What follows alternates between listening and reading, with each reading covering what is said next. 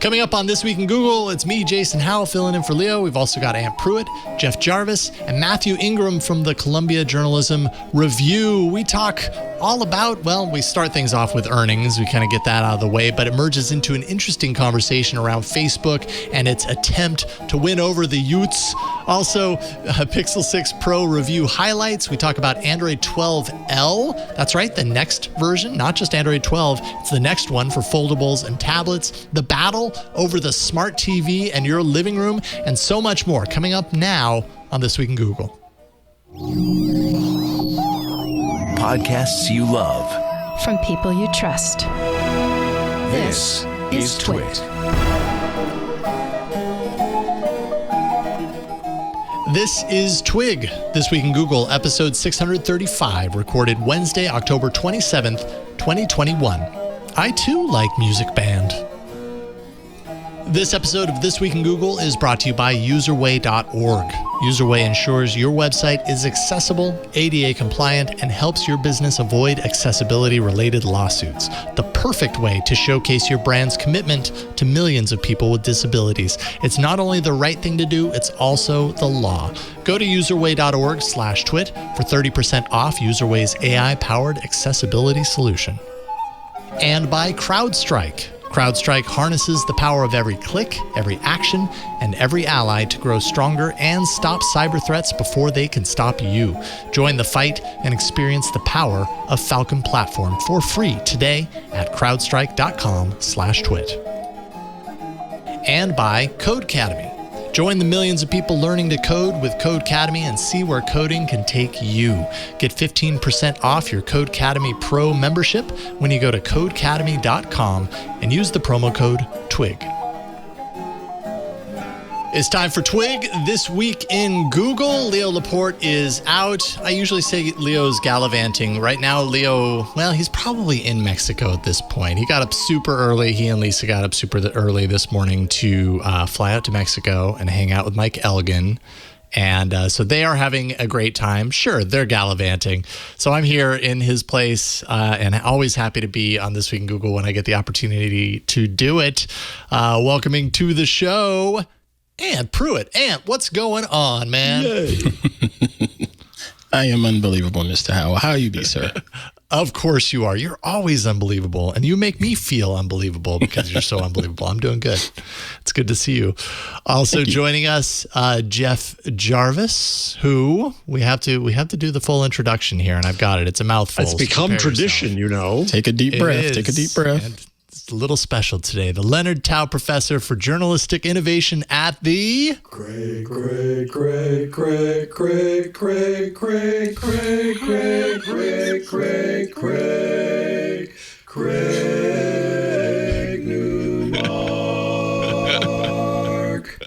Graduate that's outstanding. School of Journalism at the City University of New York, and the director of the Townite Center for Entrepreneurial Journalism at the I love it.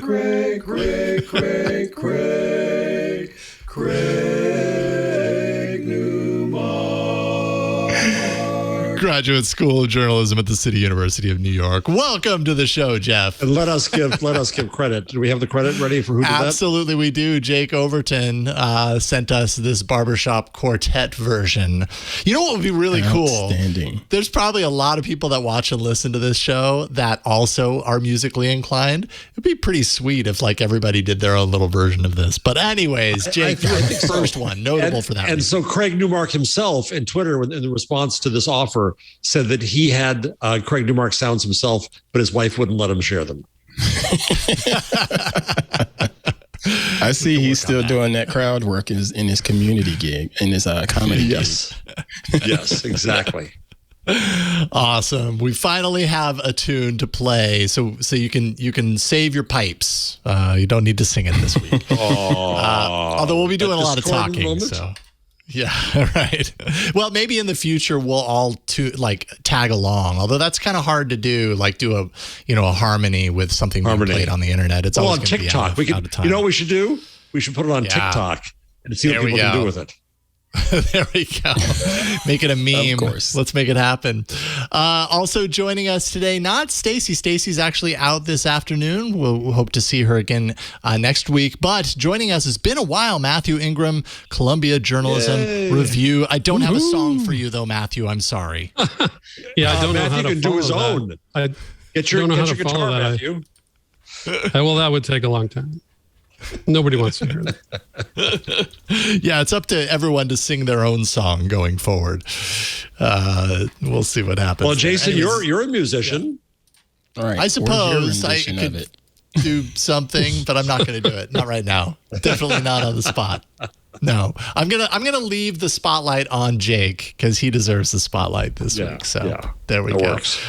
Well, it's good to see all of you and good to have you back, Matthew. And man, as I was kind of working on the rundown today, like normally I'm behind the scenes producing a show and pulling back the curtain a little bit. I can at least admit right now that often with weeks like this, where, you know, there's just this barrage, this mountain of Facebook news and everything, I'm throwing the stuff in the rundown, feeling comfortable about the fact that, like, at least I don't have to talk about this. This is all on Leo and the gang. This is one of those weeks where I do have to talk about all the Facebook stuff. Whew, it's a lot to manage, but we've got a lot of stuff to talk about this week. I suppose we could get the earnings out of the way because it is earnings week, and my golly, it seems like all companies are up. Everybody's doing good right now, except poor Snap. But we'll get to that. Oh yeah, that's right. That's at the bottom. That's right. Snap, not so much. Google doubled their profits. Facebook, they're kicking it out of the park. Their ad revenue rose 33%. They're, you know, raking in billions of dollars. Their Oculus other bet is working pretty well. I mean, it's nowhere near 28.3 billion. It's 734 million. But that seems important in the realm of the fact that Zuckerberg has been making such a big deal about this whole metaverse thing that hinges on the success, at least in my view, of Oculus and what it's doing there. So I suppose that's good news. Twitter, you know, they're up as well, 37% year over year growth. And that's in spite of Apple's opt-in ad tracking switch that actually lowered revenue. They said it would have been higher, of course, but Apple did their thing, and we'll see what kind of an impact that has. And then Microsoft, I didn't quite get to, you know, siphon through Microsoft's earnings very deeply, but they're reporting, you know, 22% growth. And then Jeff, you mentioned Snap. What's going on with Snap? So Snap was the one that was most hurt by Apple's ad move, and so it lost a lot of equity. I mean, for a while, Facebook did too. Who was it here? Fortune on the 22nd said that the ad changes have wiped out $142 billion off Snap, Facebook, and other online giants' equity. I'm not going to subscribe to Fortune, no. So that's all I can tell you about that story. You get a headline and a lead, and that's Get the it. beats. The real funny one is when Forbes says I've reached the end of the free articles. Like, you charge for this stuff, Forbes? But anyway. I saw your tweet on that, yeah. So Apple's changes. Now, the thing about it is, Apple's still targeting, right? And Apple is targeting because it has its own data. And so that's really the game here. It's not that Apple is purer than the morning dewy dawn in its ethics about this. They're targeting ads too. They're just cutting off their competitors. And Snap was the one that was hurt most. Now, Google has plenty of their own data. Facebook has its own data. I watched Twitter was hurt some, but it has a different ad structure where it's not quite as dependent in the same way. I watched a call on Nextdoor, which is going to go public in its SPAC, and they were asked about Apple, and they said, "Well, we know who our people are because it's real identity, so we have our own first party data." Publishers, I think, are going to get hurt badly by the Apple move because they don't have their own first party data. Oddly, after all these years, they still insist on seeing people as a mass. So the Apple move, this is just the beginning of it, but I think Apple will have pretty profound impact on the media industries over the next year or two, and we'll see how this flushes out. And let's remember that Google decided to get out of its sandbox and not make the changes it was going to make to replace cookies. So I don't think we have any idea where all this is going to land. And what do you think about this, Matthew? I mean, in spite of what Apple has made with the changes here and the impacts that it has on these companies, and not to mention all of the attention that we're also going to talk about later in this show, everything else that's impacted. Like when I look at Facebook and Facebook's, humming along, doing okay. Obviously, this is 3 months and a quarter. But the last couple of weeks have been really damaging for that company. Like, what do you envision the impact is going to be 3 months from now? Do you think we're going to see any sort of dip or pressure based on what's happening right now with Facebook in the spotlight? What do you think? My bet would be no. Historically, this stuff happens. There's been, in fact, worse, I would argue, for Facebook, especially in terms of actual congressional hearings and so on, and the stock just seems to be completely divorced from those sorts of things. It just goes up. No one, at least investors, don't seem to care about the kind of things we're going to be talking about. And Matthew, not just the stock price, which is kind of the result of the other metrics, but also the user numbers and the ad numbers. Because the stock price would be down if those were down, and that's to say this is talked about throughout media, and media is going nuts about it, but I'm not sure that the rest of the world cares nearly as much as Joe Scarborough does. No.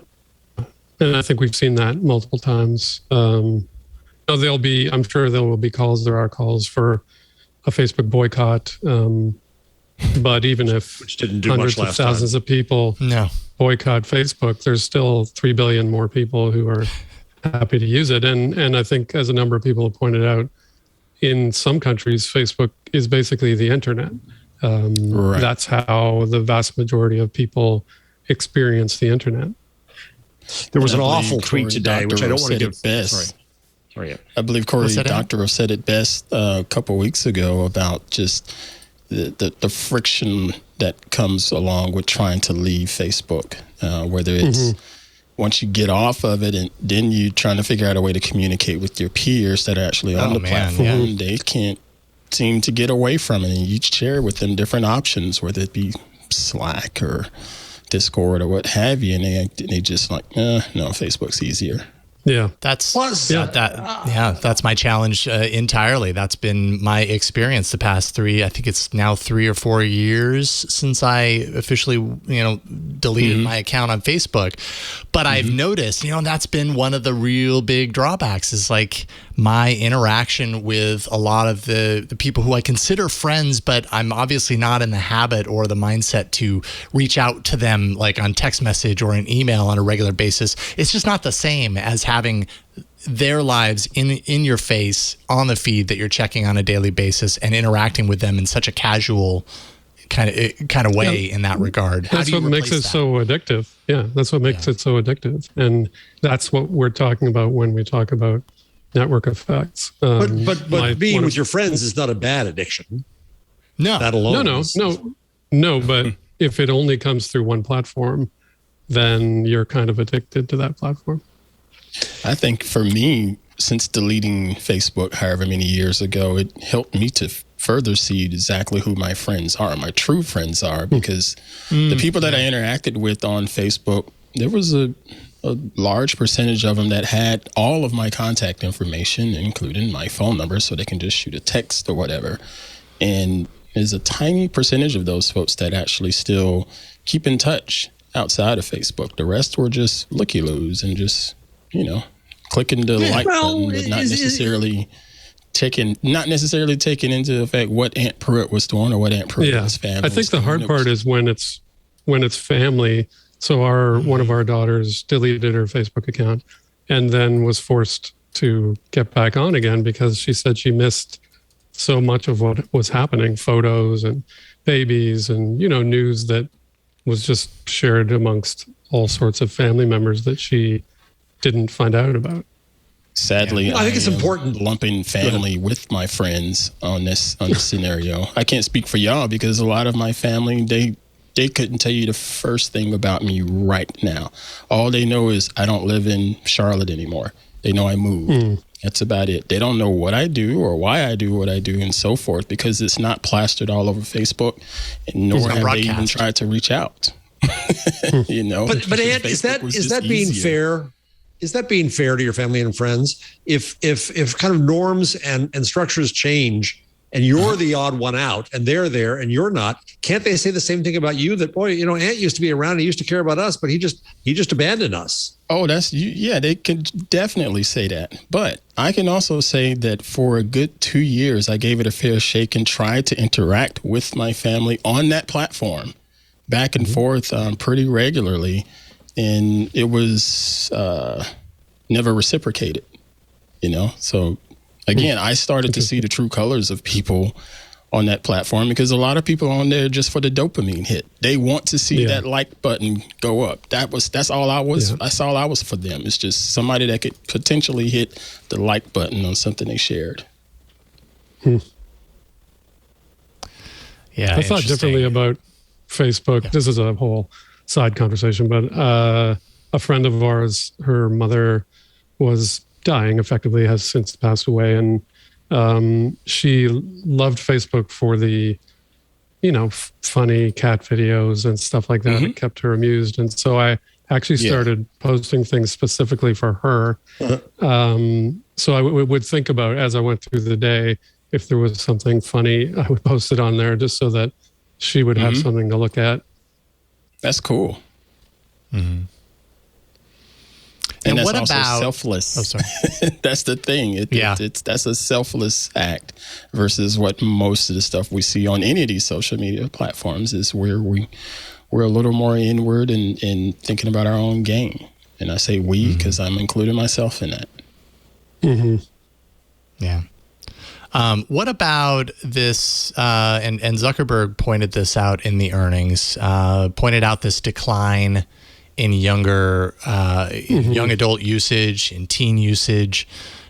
Specifically said, called out TikTok as one of the most effective competitors we've ever faced, which seems pretty darn spot on. TikTok is a force right now. Who saw that coming a couple of years ago, but here we are. Also mentioned plans to shift more to video via specifically Instagram and Reels. Obviously, we know that he has bigger ambitions on transitioning the company into being more of a Metaverse, whatever the heck that is, company. Maybe even a name change at somewhere down the line. But is Facebook in a position where any of us here feel like they're capable of recapturing that younger energy, or are some of these kind of news stories like are the younger kids? Well, they're probably too young to really clue into a lot of that stuff, but they're not too young to clue into the fact that Facebook is, let's put it in air quotes, uncool. Like, can Facebook change that perception with moves like this? What do you think? I think it's going to be tough. I think it's going to be hard too. I'll be interested to hear what Jeff thinks, but I would never say it's impossible because I think they did compete with Snap pretty effectively. They acquired Instagram, which brought in a whole bunch of young users. But if you look at the numbers, it's pretty bleak for them. Once you get below like 35, it's not good. And so I don't know if Reels is going to be enough to, it's fine, but is it? I don't know that it's enough to drag people away from TikTok. Right. I think doing. that, Instagram alone. Instagram, as you just said, Matthew, was brought in the young people. I think was smart and was the way to go. I don't understand Zuck's Metaverse vision. He's talking tomorrow at a Facebook event. The developers event online, and his keynote is going to be about the Metaverse. And I'm curious what he's going to say because I still don't get it, as we said on the show a week ago. Since we talked on the show a week ago about the name change, I threw out a theory that I was half serious about, but I'm getting more serious about. I start to think that, I don't know whether Zuckerberg sees this or not, but it's time for him to kick himself upstairs. That's what's kind of can't be rescued, I think, is the current management team. And so if Zuckerberg were off thinking Metaverse thoughts in his X lab of Facebook, still controlling, importantly, stock and thus the company, so he's not gone. But if he took himself out of that, as I saw a story this week that says Facebook likes to think it's flat, but it's not. It all leads to one peak, and that's and that's Zuckerberg. If that weren't the case, if let's say Chris Cox took over or somebody from the outside took over Facebook as a brand and Instagram is run as a separate brand, which it kind of is now, that's a different question. So here's my question to you: if Zuckerberg were, and by the way, suggested the same thing. Yeah, and by the way, let me just add one thing here because I think there is something that is important. I saw a terrible tweet today, to which a writer for BuzzFeed luckily called it what it is, which was anti-Semitism, calling for Zuckerberg to be executed in a Nuremberg trial. I mean, it's getting ridiculous. It's getting bad on the other side of this now, right? So the rhetoric is so ridiculous and so over the top, and on all sides of this. So what if Zuckerberg did kind of pull himself out, just as a thought experiment? What if he really did hand over to a strong manager, he truly weren't there? It's like Larry and Sergey kind of disappears, goes off. How much of a difference do you think that would make in the PR, regulatory view, stock equity view of Facebook? I don't think any. Yeah, I don't think any of that would matter. I don't think it would change it at all. Steps away, there's still the same core of leadership there in place that's already. And he still controls it. He still controls it. All the votes, the entire board. Then he would just be a puppet master, sort of. Exactly. I don't, and I don't think that would change anything about the business model or targeting or privacy or data or any of the things that people seem concerned about. You were asking if there's a way to capture more of the youth demographic. I think that sort of reminds me of the way things are with AI. You have to look at the people working on the product. Like who's on the team of developers there across the Facebook platform that can relate to those younger people. I'm pretty sure those folks have almost aged out of that demographic by now, right? So why would we expect them to be able to relate and be able to pull those younger folks into this ecosystem? I just keep picturing Mark Zuckerberg in the "Hello, Fellow Kids" jersey with the skateboard and wearing an Oculus Quest, wearing a Quest in that as well. I too like music band. Maybe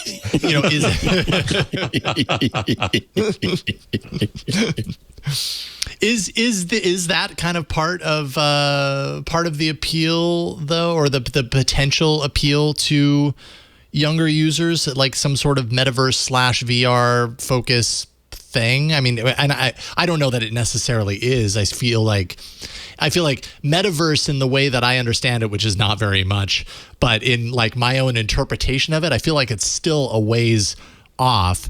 And does Zuckerberg think that by shifting the company towards being more of a metaverse VR, whatever company it is, that it also ends up appealing to the younger users, which are apparently that's even more far out than in my view, that's even more far out than my theory. I don't think anybody's going to care about that.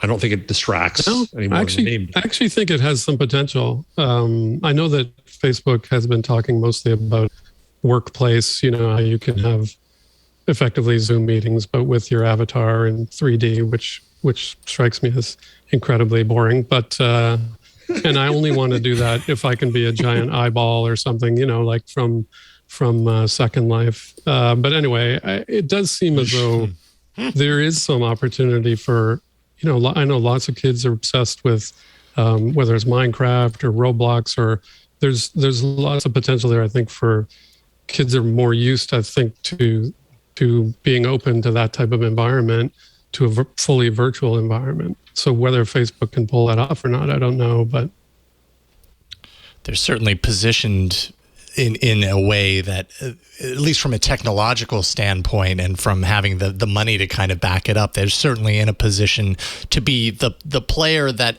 has the most potential of making something like that happen. I just don't know if it satisfies kind of like what I was talking about, if it actually really energizes and gets the younger users really excited about Facebook again. I agree, Jeff. I think that's a much further off in the distance.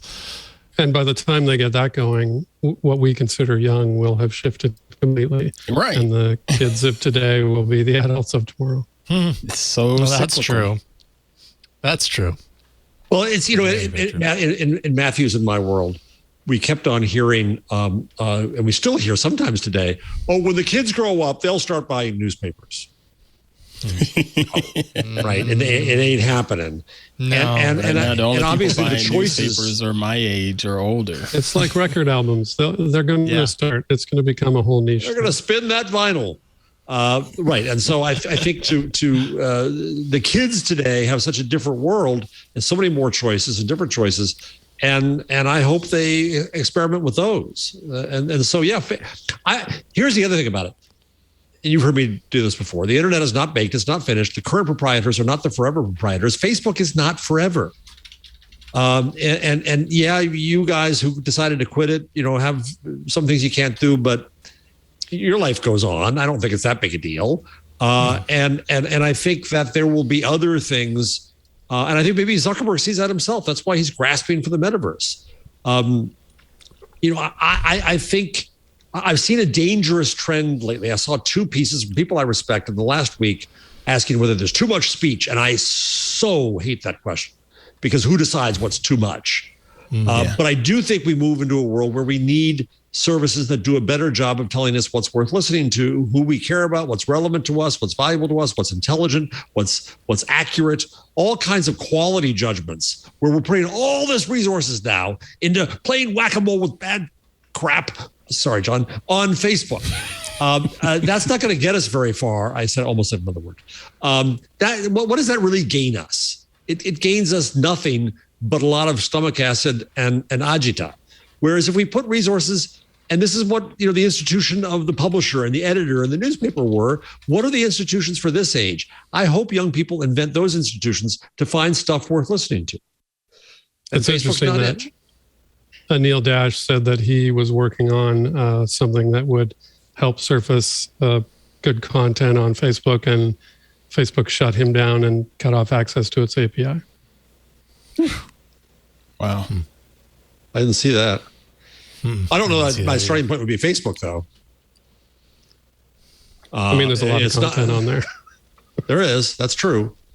Yeah, I don't know where it is, but I think that but there's a lot of content on the web, too. It's also about the open web that I think we want to support.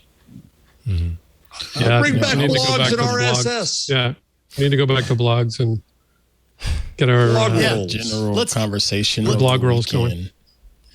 With the Let's head into the just future. talking Let's go about back to blogs. Sorry, Ant. What were you gonna say? Oh, no, I was just saying I had a general conversation over the weekend with a friend just about having a voice for everybody. And it's great that everybody has a voice. And at the same time, it could be pretty problematic that some of the stuff that comes out of folks' mouths leads to a lot of misinformation and turmoil and chaos and all of that. But I don't know. I think that beats the alternative. I do like that. Yeah. Those other people that didn't really have a voice have a voice now, more so than them not having a voice in us dealing with the stuff that we have to deal with. Does that make any sense? Amen. Yeah, Yes. Feel empowered and supported in some way and sharing that. This kind of reminds me of your article, Matthew, from last week, that British MPs calling for an end to online anonymity and just the effects that something like that could possibly have. I don't know if you want to do a little summary of that article, that I'd appreciate it. But it seems to kind of draw on the same, tug on the same chord from my perspective. Yeah, and I think this is something that comes up all the time. Britain has been going through a big debate for years about online harms and how to, what action to take against them. There was a white paper a couple of years ago. There's a bill now called the Online Safety Bill. And when this British MP was stabbed at a sort of open house, a number of MPs said, we need to add an amendment to the safety bill that removes anonymity, despite the fact that, as far as I can tell, there's no connection between this stabbing and the person who's been accused and online anonymity. So it was literally just an opportunity for people to kind of ride a hobby horse about anonymity. And yet all the research that we have shows that if you got rid of anonymity and required quote unquote real identities, you would smother so much potentially, important speech from people who, for one reason or another, cultural or political or financial, can't reveal their identities. So, but it's something that keeps coming up. Jeff Kosseff, who wrote the book on Section 230, and he suffers on Twitter every day trying to correct people from their misapprehensions about it, has a new book coming out very soon. The best and worst thing he ever done, right? Yep. So he has one new book called The United States of Anonymous coming out very soon. I blurbed it because it's very, very good. And so the next attack, yes, is going to be against anonymity. And the British legislation that Matthew's talking about. You morphed it? I blogged it. No, I blurbed it. I blurbed it. Okay. There we go. I will blog it, but I blurbed it. Sorry. Words are hard. Funny words of our language. You morphed it. I see. Blurb writing is a thing. I had to go through 4 or 5 versions. Jeff Kosseff weaves together history, legal issues, and public affairs in this vital, timely, and highly readable book. Now, how's that for blurbies? That's mine. I've blurbed, and someone just suggested the blurb for me and said, "Is this okay?" And I said, "Yes." Yeah. So anyway, Kosseff is writing about anonymity, and the British law frightens me to death. Legislation frightens me to death because it goes after not just illegal speech, but legal but harmful speech without defining it. It puts a chill on speech because everybody's going to be scared of what to take down. YouTube made a mistake recently of taking down a video, and there's going to be false positives more and more and more and more if we go after this. And then if you go after anonymity, as Matthew said, you go after the vulnerable. And so we get less speech. This is what some institutions want. They do indeed want less speech. But as Ant was saying, we'll take the equation of hearing people we couldn't hear before in mass media. But that's and I think the risk change. is, if you might be okay with the UK's bill or Canada's talking about a similar bill, but there are lots of countries that are going to take that ball and run with it. And bring in legislation that prevents all sorts of people from speaking. In fact, they're doing it. They're doing it right now, based on things like fake news, which is whatever the government defines as something you can't say. Mm-hmm. Yeah, cool stuff.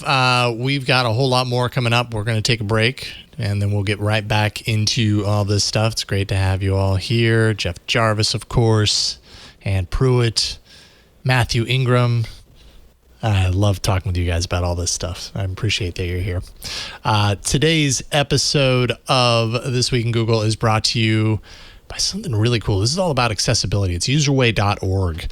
And Userway is all about bringing accessibility to the entire web, because if you're not bringing accessibility to your website, you're leaving a whole lot of people out in the cold, right? They can't buy your product. They can't find out information about your product or follow what you're doing. If your site is not set up to appeal to everyone and to be accessible by everyone, then you're losing out, and they're losing out too. Every website, without exception, needs to be accessible.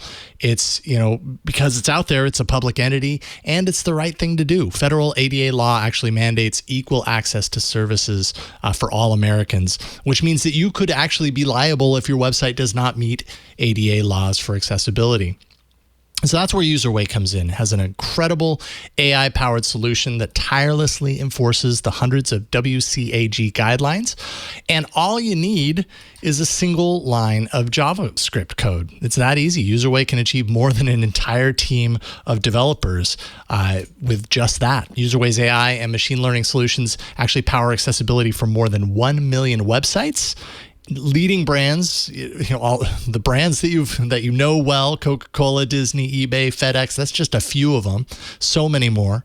And now Userway is actually making its best-in-class enterprise-level accessibility tools available to small and medium-sized businesses. And when you scale, you'll need Userway to do it. It's an accessible and compliant website is ultimately the goal. It isn't just the right thing to do. It also makes business sense. Like I said, it's an Achilles heel for websites to give everyone access to all the functions and aspects of your website. Registration forms, navigation menus, shopping carts, so many times these things are just not accessible, and that means that you're leaving millions of people out, and UserWay is going to make that a whole lot easier for you, and will enable them to purchase your products, which is what you're hoping for as well. For years, UserWay has been on the cutting edge. They've been creating innovative accessibility technologies that actually push the envelope of what's possible with AI, machine learning, computer vision. UserWay's AI automatically fixes violations at the code level. It's all done automatically. When you're visiting the site, this stuff happens. You don't even know that it's happened. Here are just a couple of things that UserWay can do. It can auto-generate image alts. So it's essentially putting text to the images that you have on your site. If you haven't already put in those image alts, the AI can recognize, and we talked about it many times on This Week in Google, this kind of technology. It can recognize what's going on inside of the image and actually turn that into text so that everybody can get those image alts. If they can't see the image, at least they can read the text or have it read to them. It remediates complex navigation menus. It ensures all pop-ups are totally accessible. It fixes vague link violations, any broken links, all that stuff. And it ensures that your website makes use of accessible colors, which can be very easy to overlook. And more importantly, you're still maintaining your brand. So it's not changing the colors of your brand, but it is taking any inaccessible colors, these colors that are easy to for someone who's visiting the site and has trouble recognizing certain colors, this is going to correct those colors so that they can see everything and some things aren't missed along the way. And it gives you a detailed report of all the violations that were fixed on your website, which is super useful to have. UserWay is platform agnostic. So if you're using WordPress, Shopify, Wix, you're clear. UserWay is cost effective. It's easy to use. And those aren't the only platforms, by the way. I mean, the sky's the limit. Same goes for AEM, Sitecore, SharePoint. UserWay actually integrates seamlessly with all. And you can let UserWay help your business meet its compliance goals and improve the experience for your users. Check out their free scanning tool. They have a free scanning tool that you can use to see if your website is ADA compliant. The voice of Siri, many would consider the most popular voice assistant, has a message about UserWay. UserWay is trusted by more than 1 million websites and 60 million users with disabilities. Visit userway.org to learn how one line of code can make your website accessible. UserWay can make any website fully accessible and ADA compliant. With UserWay, everyone who visits your site can browse seamlessly and customize it to fit their needs. It's also a perfect way to showcase your brand's commitment to millions of people with disabilities. Go to userway.org/twit and you'll get 30% off UserWay's AI-powered accessibility solution. UserWay, making the internet accessible for everyone. Visit userway.org/twit. today. And we thank UserWay for their support of This Week in Google. I mean, my 95-year-old nearly deaf father up here and vision going to, I've gotten such respect for accessibility and the things that just are hard for him and hard to get to work for him and explain. So accessibility is just vital. And I've not paid enough attention to it in my career. And I feel awful that it took this moment for me to see that. So this is a really important sponsor and not just for what it does, but for the message it sends. So I'm glad it's there. Absolutely. Totally agree. And it's important to continue shining a light on the ways that things are lacking from an accessibility standpoint on the internet. And we try to do that on these shows, but it's really easy to lose the focus of that, right? When these aren't problems that affect you directly, it's easy to overlook it, but super important. Let's see here. I feel like we kind of like this ties in with what we were talking about before, is the whole Facebook Papers thing. At the same time, I'm going to totally admit that I am on Facebook revelation overload. I've kind of at this point just accepted the fact that, hey, there's a bunch of stuff that's leaked out, and I've read a few headlines and read through some articles and everything, but I'm exhausted by it. That's where I stand on Facebook news right now. Don't feel bad. No, I don't think so. I completely understand. And in fact, I think a lot of journalists would agree. There's just too much. And that's one of my problems with the way that this was rolled out. I don't know who to blame, Frances Haugen or her handlers or whoever, but to create the kind of situation where 15 or 20 or 30 different outlets are all writing the exact same story with subtle details about the same 5 things. It seems like which is kind of our bad business way to handle. What's Matthew, that? can you explain the, because I missed this too. I agree with you, Jason. I'm overloaded. So I missed things. One thing I missed, which I bet you followed, Matthew, was the controversy about the journalist consortium over the documents and how it came together and then it's breaking apart. And what happened there? Can you explain that? So I wish I knew. All I know is that there was an initial consortium and there was an initial embargo. And then the New York Times effectively said, embargoes don't apply to us. We're the New York Times. And then you're not. They said, oh, this is based on other stuff, not what was in the documents. And then everybody else was like, oh, okay, I guess it's okay for the Times. So we'll just, so this is a classic journalistic problem. Cooperation lasts up until someone thinks they can get a little extra attention. And so then what you get is just a dog pile of fighting over scraps and everyone trying to sort of make the most out of the scraps they have and not sort of recognize anybody else who's written about it. So don't link to them and don't mention that the Wall Street Journal has written about most of this already. So I think you get this just cacophony, which does not help anyone. If you're even remotely interested, you'll get overloaded. And if you're not remotely interested, you will just tune out. And so I think if you, even assuming there are things here that should be paid attention to and that should be called attention to, this is the worst possible way to go about it. Which is interesting because Sorry, go ahead, Mr. Howell. I was just going to say, and that's interesting because it's interesting to me because I know that if there was something that I had a burning desire that the world needed to know, I would want to broadcast that as loud and as far as possible. But it seems like that's kind of what's happening here. And instead of it becoming like reinforcing the details behind it, it just becomes very confusing and numbing. Yeah, numbing. Numbing is the right word for it. Confusing / numbing / and at a certain point, it's like I'm so buried beneath this information that it almost feels like too much for me to like get in there and wade through it. And actually, Alex Stamos, former Facebook head of digital security, pointed out that it's ironic in a way that this is happening because it's pretty much the same kind of thing that people complain about Facebook doing, which is to focus solely on engagement and clicks and attention at the expense of understanding and information and accuracy. Because that's our model. Facebook obviously has got a different way, it's different scale, all of that's true. But media have no self-reflection here that we're an attention-based business model.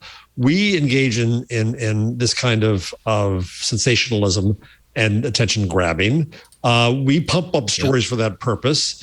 There was a story just out, I think in the midst of all this today, about how Facebook, one of the things that Facebook unleashed that surprised them, they didn't know what to do with, was how media was going to react to and try to create more. They were going to create more clickbait to get the Facebook clickbait. And so Facebook helped make media worse. Right. But media don't acknowledge that. My beef is we spend a lot of time each and every week talking about the stuff that's going on with Facebook. And granted, they have a gazillion dollars to help alleviate some of these issues and stuff. But at the same time, and I know this is totally out of left field, but this is the thought that I had this morning when I was speaking to one of my friends about it. So there are bigger issues out there, such as just food here in the nation. The FDA and what's going on with them and literally putting poison into the people that can't afford to have better cuts of meat and things of that nature? You know, why is it okay to have hormones inside of chicken and things like that? And why is it less expensive to go out and buy a hot dog than it is to buy a salad? You know, I think problems like that deserve way more attention than the stuff that Facebook is getting right now from all of our leaders in Congress and stuff like that. But none of that gets brought up. And by the way, I think that it's what we said earlier, Facebook's not suffering in users, it's not suffering in advertising, it's not suffering in stock price. So there's a disconnect here. And if legislators, if you want to go after companies people actually do not like, go after the phone company and the cable company. We all There you go. But they give a lot of money. A lot of money. Yeah. Poor Matthew's stuck up there with carrier pigeons. Well, geez, we got to get mad for his sake. Yeah, we're a lost cause. So Yeah, you are. Yeah. Sorry for the tangent, but that was on. No, it was a good tangent. It was right. No, no, it wasn't a tangent at all. Yeah. It's about trying to find so perspective here. Yeah. Yeah, indeed. Well, then I think we can all agree that the Facebook files, papers, whatever you want to call them, We're all sick of it. I think we're spent on that. So why don't we transition? If you want to have a little laugh. line 57, as my friend said on Twitter, now this is something to regulate. Is it the recruiting video? Yeah, no, this is the open enrollment. Open enrollment benefits I video. saw that. That's right. Yeah. Okay. That was pretty funny, but I got to tell you, having sat through a bunch of these corporate meetings about open enrollment, sadly, that was the best I've seen. It was pretty good, yeah. And I think you're going to go to work for comparison. Facebook now. Oh gosh, I hate those meetings, and it's a lot of information when it comes to open enrollment because you got this plan and that plan. It covers this, but it doesn't cover that. It costs this, it doesn't cost that, and it's a mess. And so, HR representatives showing up to present this information to thousands of employees as concise as possible. That could be challenging. And seeing this video, I'm like, yeah, this is way better than anything I've ever seen. And wait a second. But it's still I don't care. This for is it. basically a musical. And I was you're just now gonna endorsing this musical? Yes, I know. I don't understand your taste. I mean, man. I'm not getting it's better than is Cats. turned. The tide It's is better than Cats. Come on. I am not a musical fan. You're 100% correct on that. But boy, So have you ever sat down? Think about Ben Stein trying to tell you about HMOs and high deductible plans, and think about that. I'd rather have the musical than Ben Stein, and I love Ben Stein. So Agreed. we've got Ant's pyramid of life. At the very bottom is HR presentations. Slightly above that is music. I realize we've talked a lot about this, and people in the chat are like, "What are they even talking about?" We didn't really even, Oh, sorry. show a clip of it. So we might as well. I mean, we can probably show a small clip of this just to get a little bit of the cringe factor out there, if y'all want to see it. But essentially, Facebook made a musical around its HR open enrollment, and I mean, I guess I could see something like this on TikTok. It would probably be done a little bit better, though. Be made fun of. Yes. Yeah, a TikTok person would probably make this a lot better. Open enrollment. Now you know the time is here. It runs from And I can't knock any one of these people who's doing this these performances, because they did a great job considering the material that they're working with. Right. But it's just one of those things where as you're watching it, or as I was watching it, it's kind of like curling my toes. I think it'd be better if it was a sea shanty, though. Yes, sea shanty would have been very, very now. Strangely. Well, Missed an Matthew, right, opportunity they've done there. it in TikTok style. That'd be the right thing for Facebook now. Yeah. Right. Duet style on TikTok. So anyways, anyone who wants to hear the rest of that catchy song, you certainly can. It's floating out there. Look for that. Can I ask you a question there, Jason? Yeah, go for it. I know it's not a democracy. No, it is. Go. I'm eager after a week. I'm very eager after a week to hear what you think of your unit of the Pixel 6 Pro. Yeah. So about that. Oh, about that. Well, so I don't have the Pixel 6 Pro with me right now. Leo has it? Leo has it. Yes. So he has it with him. He came by last night and picked it up for me. He and Lisa after All About Android. So he has that. I have the 6. So I'm not left out in the cold or anything. It's actually kind of convenient because it gives me a chance to spend some time with this. If I had the 6 Pro, I'd be more inclined to just continue using it and never actually get around to using this one. So this is the regular 6. But yeah, I used the 6 Pro for the last week and a day, I'd say. And we talked about it a little bit on All About Android, actually to great length on All About Android last night. Had a really great show. And I'd say this is, without question, Google's most polished device that they've created. And I think that was kind of, you expect that going in, right? Like everything that we've seen leading up to the release of the Pixel 6 and 6 Pro has seemed like Google is really taking this even more seriously than they have the previous Pixels. It's a fantastic device. It's hard for me to know things about like the tensor chip and how that compares with other processors, because there were moments in my usage of the 6 Pro where, a random slowdown would happen and be like, well, why is it stalling right there? Is that the OS? Is that Android 12? Or is that the Pixel 6? Is that the tensor chip not being as fast as other chips? It's really hard to know where to place blames for little moments like that. But is that app optimized for Android 12 and stuff like that? Yeah, exactly. It could be a number of things, but it's a fantastic device. It's certainly the device that I'm going to be using for the next year until Google releases their next one. But that's no different from any Pixel. That's always my choice. Mm-hmm. I think they did a great job. The 4x telephoto lens that they have in that phone, I really enjoyed using that. I just love having that extra extension. That's probably one of my favorite new features on the new device. But it had some oddness with it too. There would be times where I'd be using the camera to take a picture with the 4x, and the lens, depending on what was in front of the lens, I could see the software switching it from the optical lens to the main lens digitally zoomed to 4x. And oh boy, the quality of your photo between those two things is going to be wildly different, right? One's a digital zoom and the other one's an optical zoom that's going to look sharp and crisp. And I don't understand why I can't lock it in like that. A couple of random little things like that I discovered in the 6 Pro in my time. But again, I only had a week with it. So it's really hard to know what the longevity of that device is going to be. But so far, yeah, I think it's pretty great. I know, Ant, you pre-ordered one. Jeff, did you? Matthew, are you a Pixel user, or what phones do you guys use? I've got a Samsung. I have the S20 Fan Edition, I think it is. Oh, okay. Yeah, it's a solid I did use the Huawei, and then a number of technical difficulties occurred involving me dropping it. And I hate it when that happens.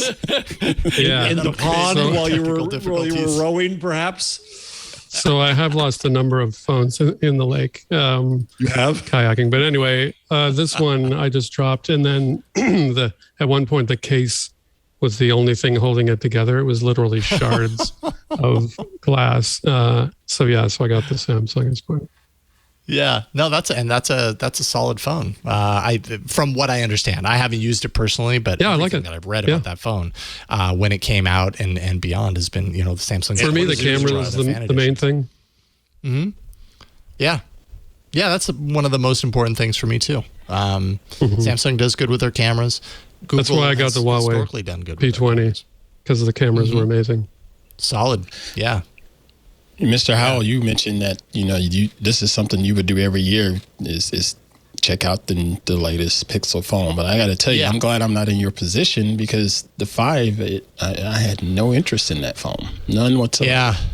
Well, and I didn't either. I was using the 4 XL even while I had the 5 in my possession. That says a lot right there. Yeah. Well, and for a couple of reasons, but I really like the face scanning aspect on the 4XL. Even though people were complaining because, well, we're wearing masks all the time. It's like, but I'm not going anywhere. It's a little hard with masks. Yeah. But there were a couple of reasons that I stuck with it. But then it started doing some weird stuff. So I was like, all right, fine. I'll spend some time with the 5. And I got used to it. But it was by no means, Google's best phone as far as pixels are concerned. I will be happy and proud to use the 6 Pro going forward. The design, what they've come up with, that like signature look really looks nice when you have it in your hands, right? Like it looks interesting online, but I wondered if once I got it, I was going to be like, I don't know. And it turns out it's a really eye-catching device. So I'm looking forward to that. Jeff, did you order it also? Well, so yeah, of course I was usual grumpy Jeff. And I couldn't order it while you were presenting with Leo or talking about that, and I lost out. Then I came back and I managed to get the 128, but I wanted the 256, and I want this phone to last. And so then it came back again. I got the 256. It's coming December 1, and I'm telling myself, calm down, Jeff. That's just fine. Your present phone works just fine. You can wait till December 1st. But it's so hard. It's hard. I went into Best Buy today just to touch one. I didn't know it was going to have that kind of Samsung-y half curved screen. What do you think of that? Yeah, that didn't bug me as much as I thought it was going to, because I am definitely more of a fan of the flat look. The 6, the regular 6 has the flat display on the edges. It doesn't have the curviness. But so if you want the flat, if you absolutely have to have the flat, the 6 would be the one. You're going to save a couple $100 if you do that. But I always had the device in a case anyways, because I will inevitably drop that thing and it will break. It's just how I know that's me at this point. I accept it. I would love to be the one that can have this nice unprotected phone, in use all the time, but it's just going to fall. And I know it at this point, and I embrace that. And with the case on, I really didn't notice the curved edge on the side of the display, because the sides kind of raise up on the case high enough that it really doesn't matter. I mean, it's a little curved there, yes, but you're not getting those inadvertent clicks that you might get if you or touches if you didn't have it in a case and the side of your finger bumped it. That's my experience. When does yours arrive, Ant? Mine is probably going to arrive at the end of the show. It's scheduled for today. But I already got my tempered glass, and I already got my case nice. over there. I can't wait to hear what you think of the camera. Amazon. But yeah, I'm really looking forward to trying the camera out. I have a product photo shoot that I want to try to do with it. I've already staged it up down in the garage already with some lights and stuff, just to see what it's capable of. Because a lot of times these, not just the Pixel, but most of these newer smartphones, the lighting can make a big difference in performance. Oh yeah.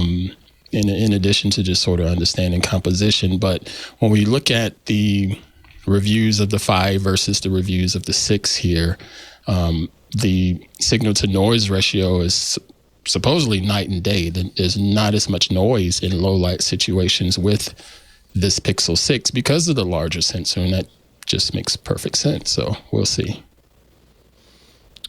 Yeah, and the AI aspects of the camera, obviously, that's a big part of the Pixel 6 story. The tensor chip, as Google has been very vocal about, is all about kind of these extra AI on device enhancements and everything. I'm super curious to see what you think of some of those new camera features, and because they're pretty awesome what you can do with them, doing the open exposure.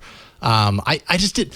In my usage of the phone over the last week, I feel like I didn't have the right kind of examples to put them to the test. Like I'm not at a subway with the subway train passing behind, my wife, and I'm taking a picture of her so I can get the motion of the subway. You try to train. erase anything from a picture? Try that? Yeah, actually, you know what I did, and we featured this last night on All About Android. I tried to replicate. Do you remember back in Google I/O 2017 where Google showed off the kid who was playing baseball and had the chain link fence, and they were like, and soon we'll have technology for you to remove the chain link fence.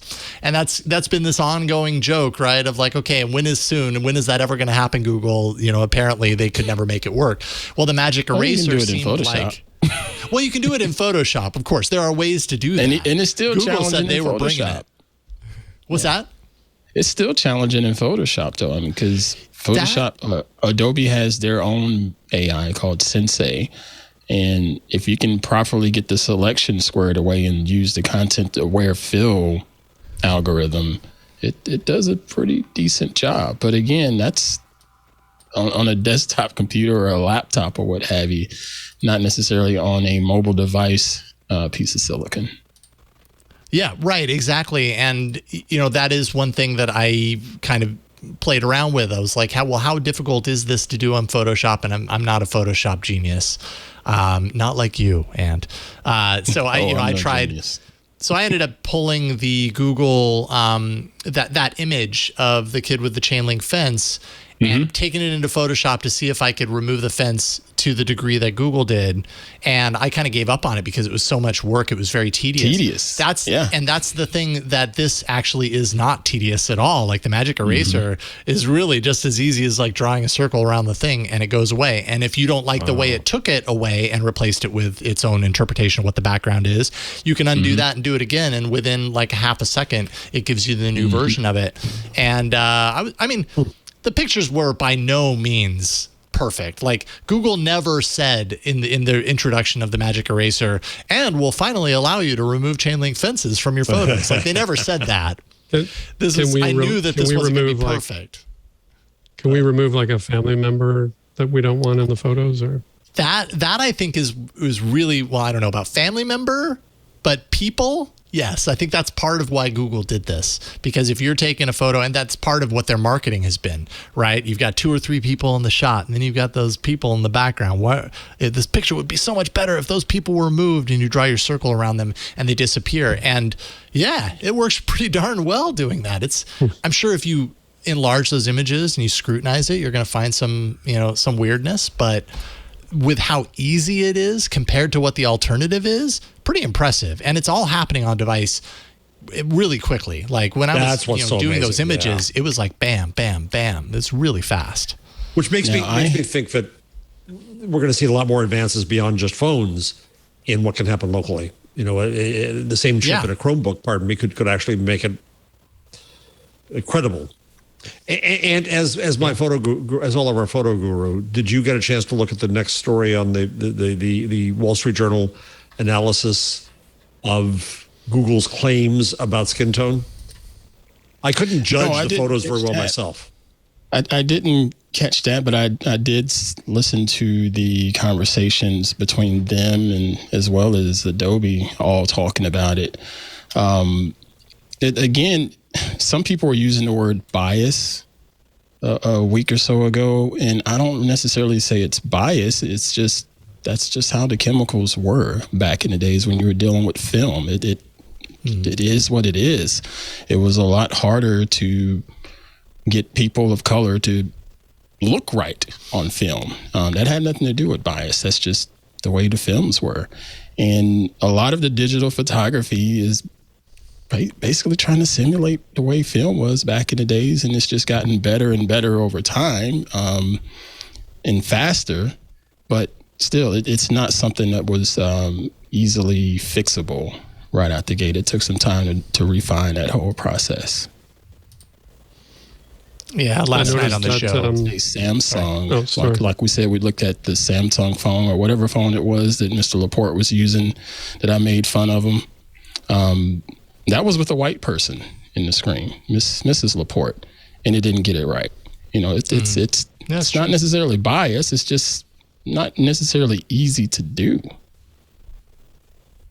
Which I think is part of why I was happy that Google, and I've said this now a couple of times, so apologies if you've heard me say this before, but I'm really happy that Google shone their light on this as something that they are committed to working on, because I think it kind of forces them to continue working on it. Not that they wouldn't otherwise, but putting it so publicly out into the limelight like that, It's almost like forced accountability, right? Yeah, forced accountability. That's a great way to put it. Yeah, of course, the feature we're talking about here is called Real Tone. We actually talked about this also last night. Our guest, Tashaka Armstrong, who came by your recommendation, Ann. So thank you. Tashaka's fantastic great, on the show.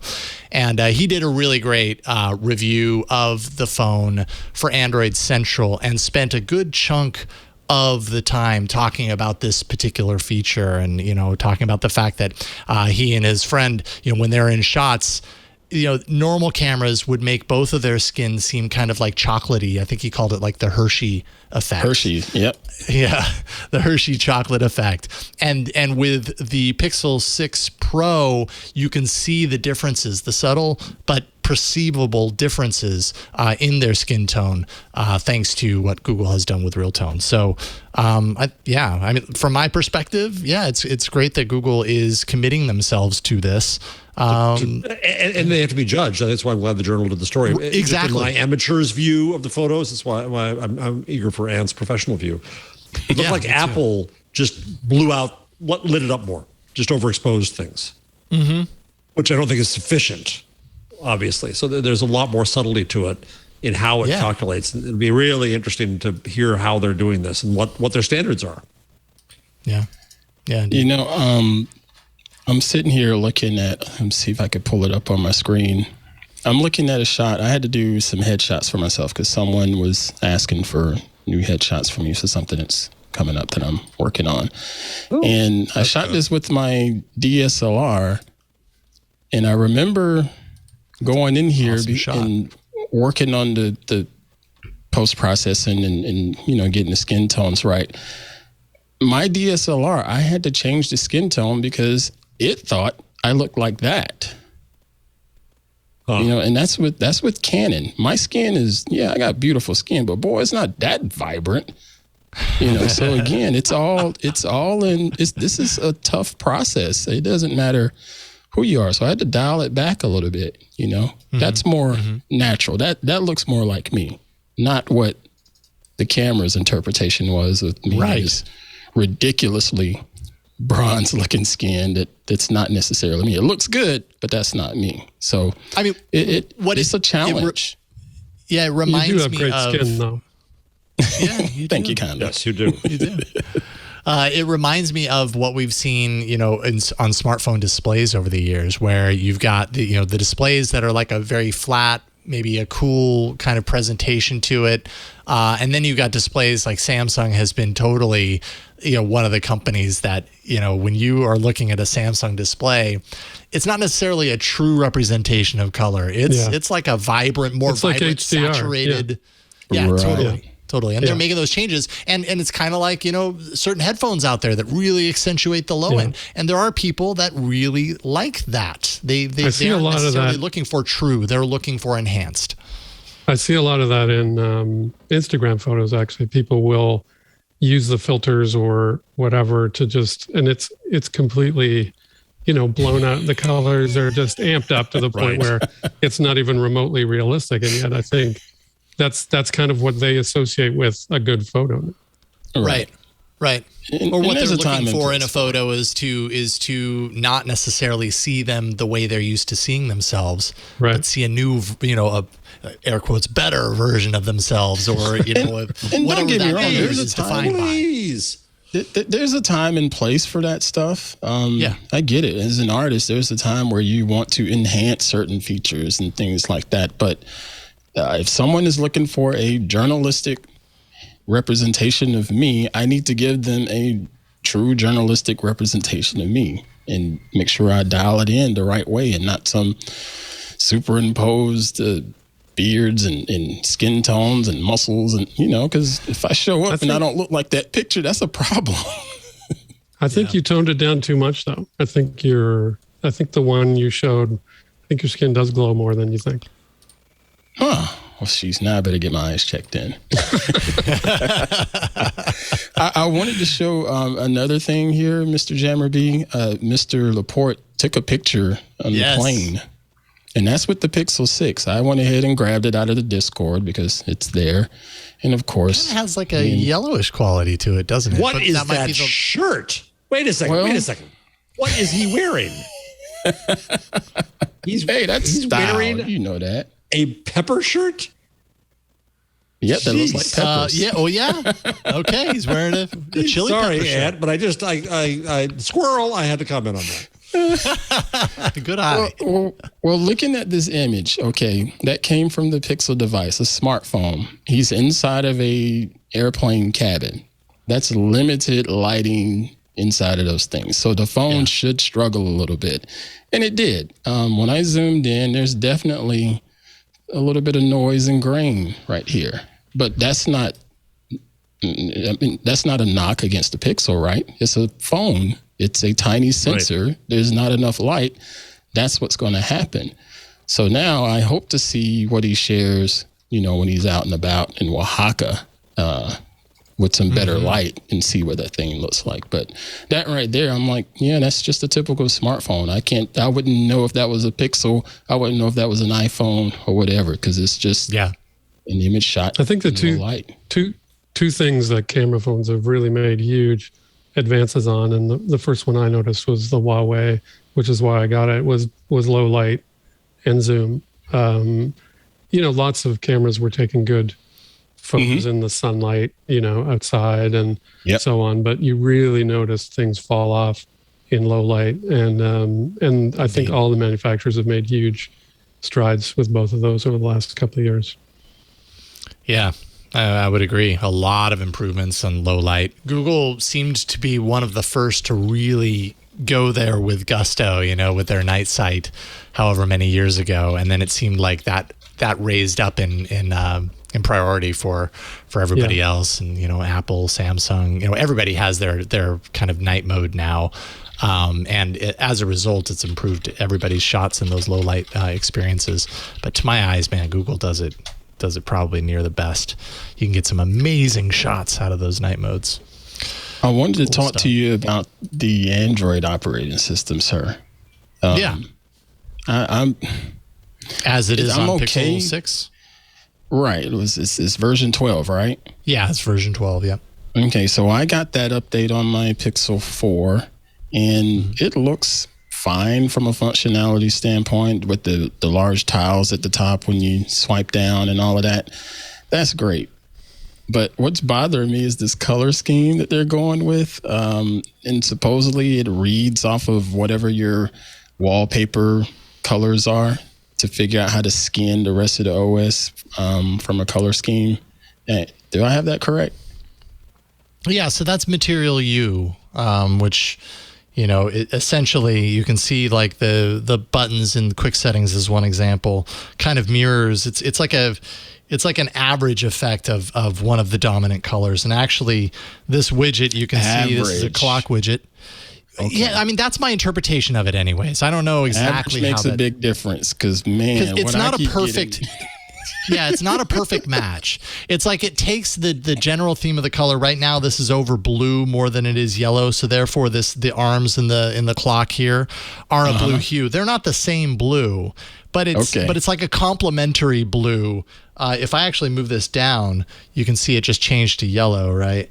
And so there's different aspects throughout the OS that do that. And apps, Google has done better this time. When they did material design, it's like they released material design and they apps are going to get material design coming soon, and it's slow trickle for like 2 years. This time they got all their apps, or the majority of their apps, into Material U land, and it's all set to kind of tie into whatever the color scheme that the device has pulled out of whatever your wallpaper happens to be. If I change that wallpaper, it's oops.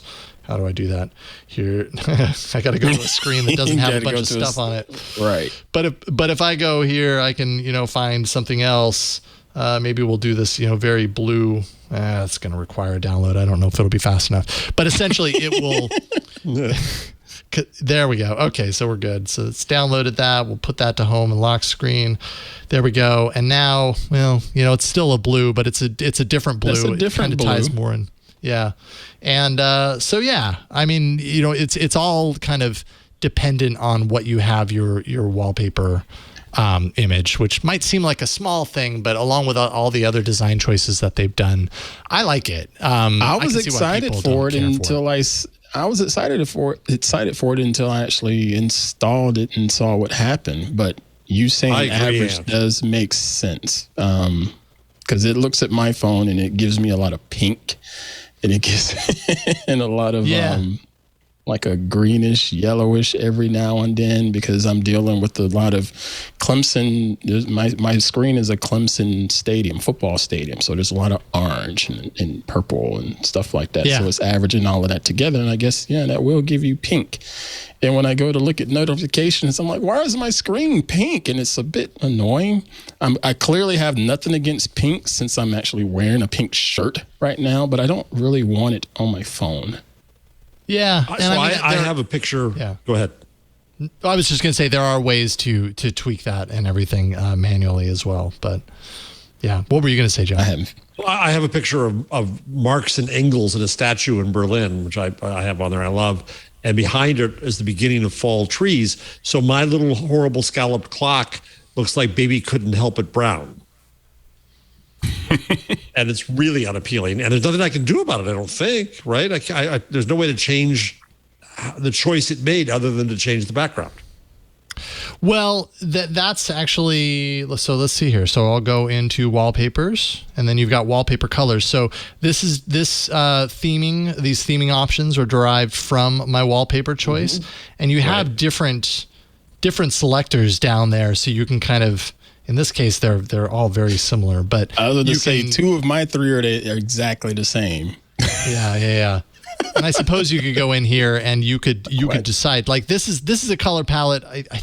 Is this color palette tied into the wallpaper? No, it must not be. That's exactly the palette that I have on my screen when you go to basic. So this says basic colors. So this might just be default colors. I haven't really played around with this that much, but there are some tweaks that you can make to it. But I don't know if it's a wide and open, go nuts sort of thing. Yeah, unfortunately. All of the interesting pastel colors and stuff. So good. Baby couldn't help it brown. Yeah. That's a term I never heard before. Showtime. Let's take a break and thank the sponsor of this show, and then we'll be back into, more. We've got more Google and other things to talk about. First, indeed. This episode of This Week in Google is brought to you by CrowdStrike. You've seen the headlines. You hear all about ransomware. I mean, ransomware is everywhere. This is ransomware attacks basically happening all the time and threatening businesses, holding them hostage, really.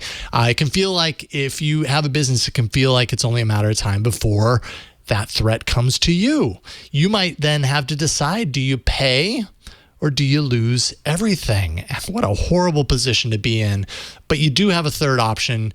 What about defeating your adversaries before the fight even starts? And that's what CrowdStrike enables you to do. With CrowdStrike, you're not alone in the battle against ransomware. A secure future demands a shared defense. And that's why CrowdStrike's Falcon platform uses their threat graph power by advanced AI to analyze the behavior on your devices, on your servers, on your cloud workloads, and then with that, find the threats, and then stop them before they have a chance to go any further. Their security platform delivers the industry's most powerful set of tools to fight today's most sophisticated cyber attacks, all delivered through the cloud through a lightweight, intelligent agent.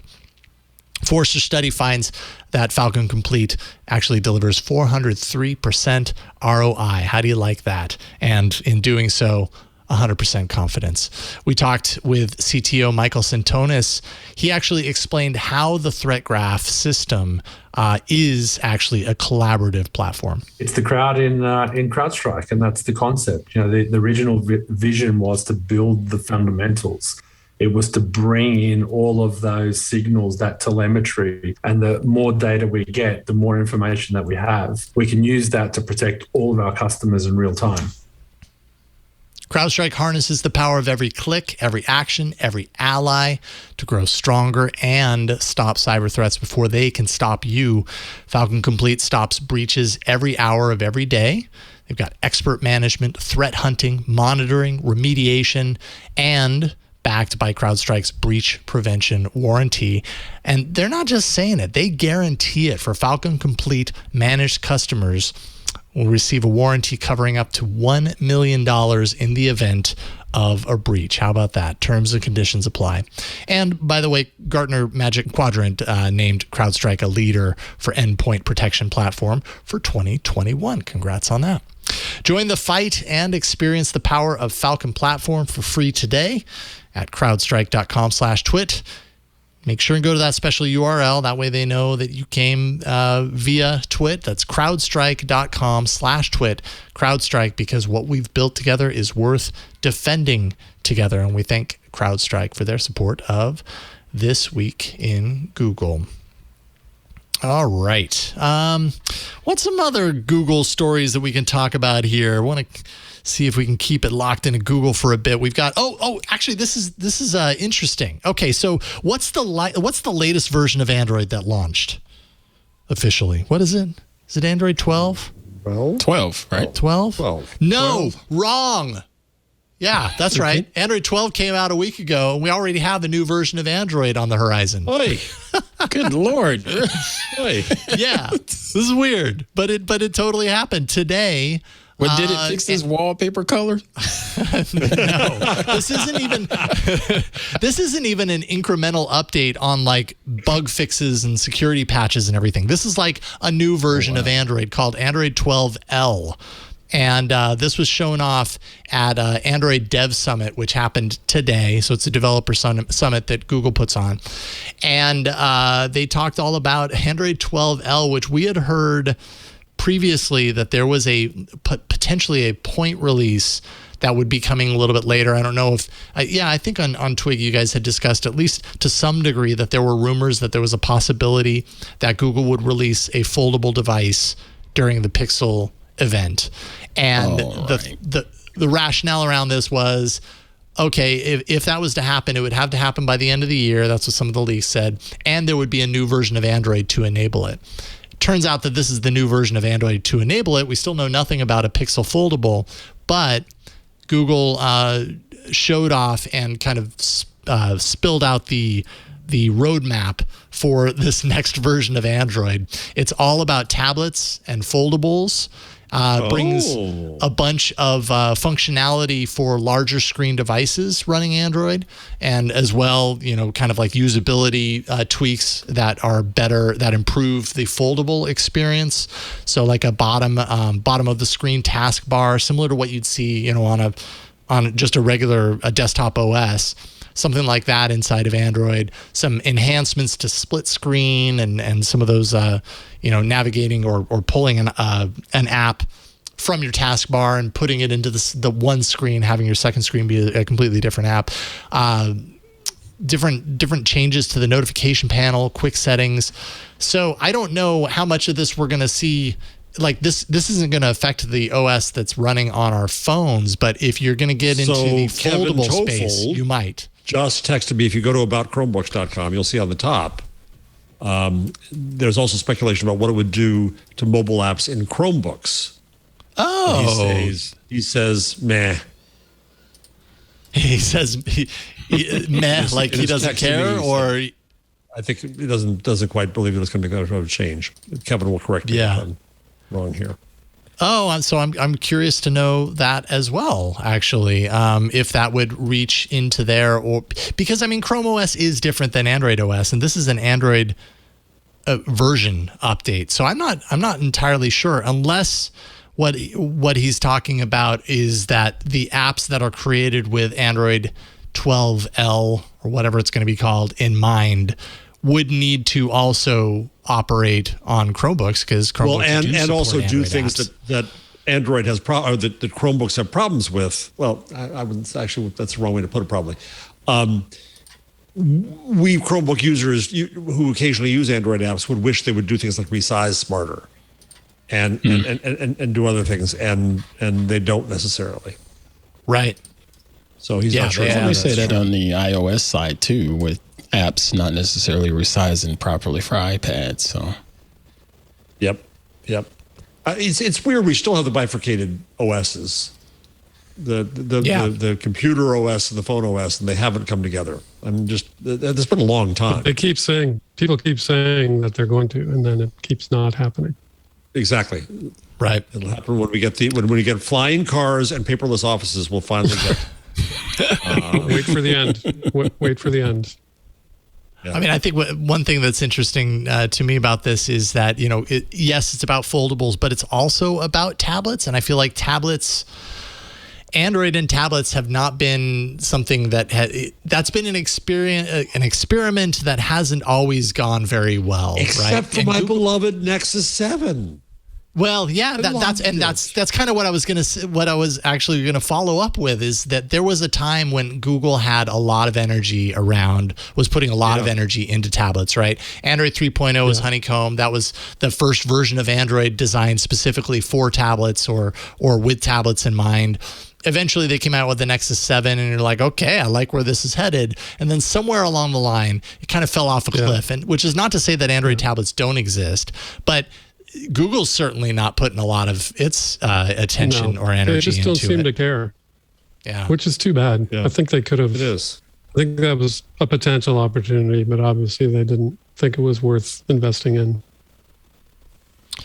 ScooterX in chat is pointing out that this Android 12L is also coming to phones. Okay, so that's I was wondering if it was just going to be isolated to like certain sizes of screens or whatever, but I guess this would be all baked into 12 once that happens. They basically spelled out the roadmap for the beta, and I think sometime by like February or March we're probably going to see the version. There's going to be a number of betas leading up to that, but it makes me wonder, like, okay, so then if this is the OS update that would pave the way for Google's supposed foldable Pixels, of which there's been a lot of, I would say, credible rumors around, maybe that means that we're going to see Pixel foldables middle of next year, something like that. Would anyone here be interested, like actually be like buying this phone interested if Google was to put out a foldable? Or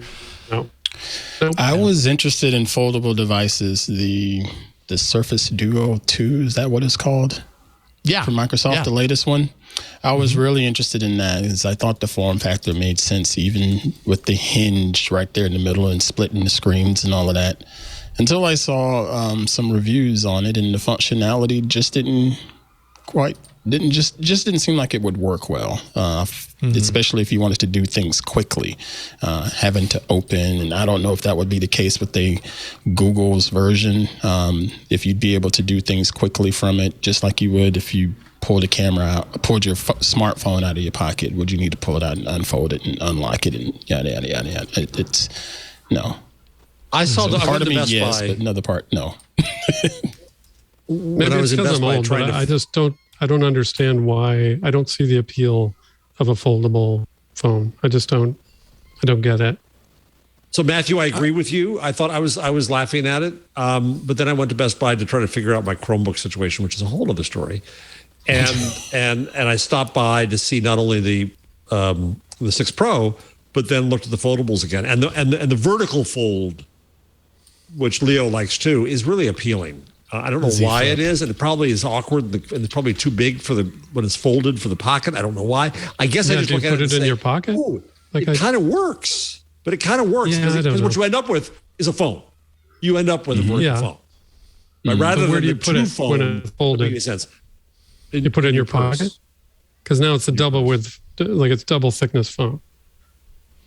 Yes, it's a visible painting line of phones. Yeah, it ends up being kind of like a smaller or square. Yeah. Yeah. But double the thickness. Anyway, it's the new VPL. The kids can have it. There we go. Yeah, Pixel 6 they could do their TikTok on it. That's right.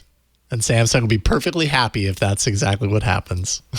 I don't know. The Z Flip 3 is actually a pretty cool device, but which when I played around with it, and I think Leo actually has it and kind of shares my opinion on it. It seems like the first foldable that's like, okay, I could see this one doing really well. And I'm curious now that we're a couple of months after it's been released, how it's actually sold. I don't know that I've seen any exact numbers as far as that's concerned, but it really did seem like the first foldable that had, at least in my use, in my mind, more of a consumer appeal for a number of reasons. So Surface Duo 2, I'm not sure how consumer appeal, how much consumer appeal that device has, but we're still trying to figure out where these things actually fit into place, why we need to have them,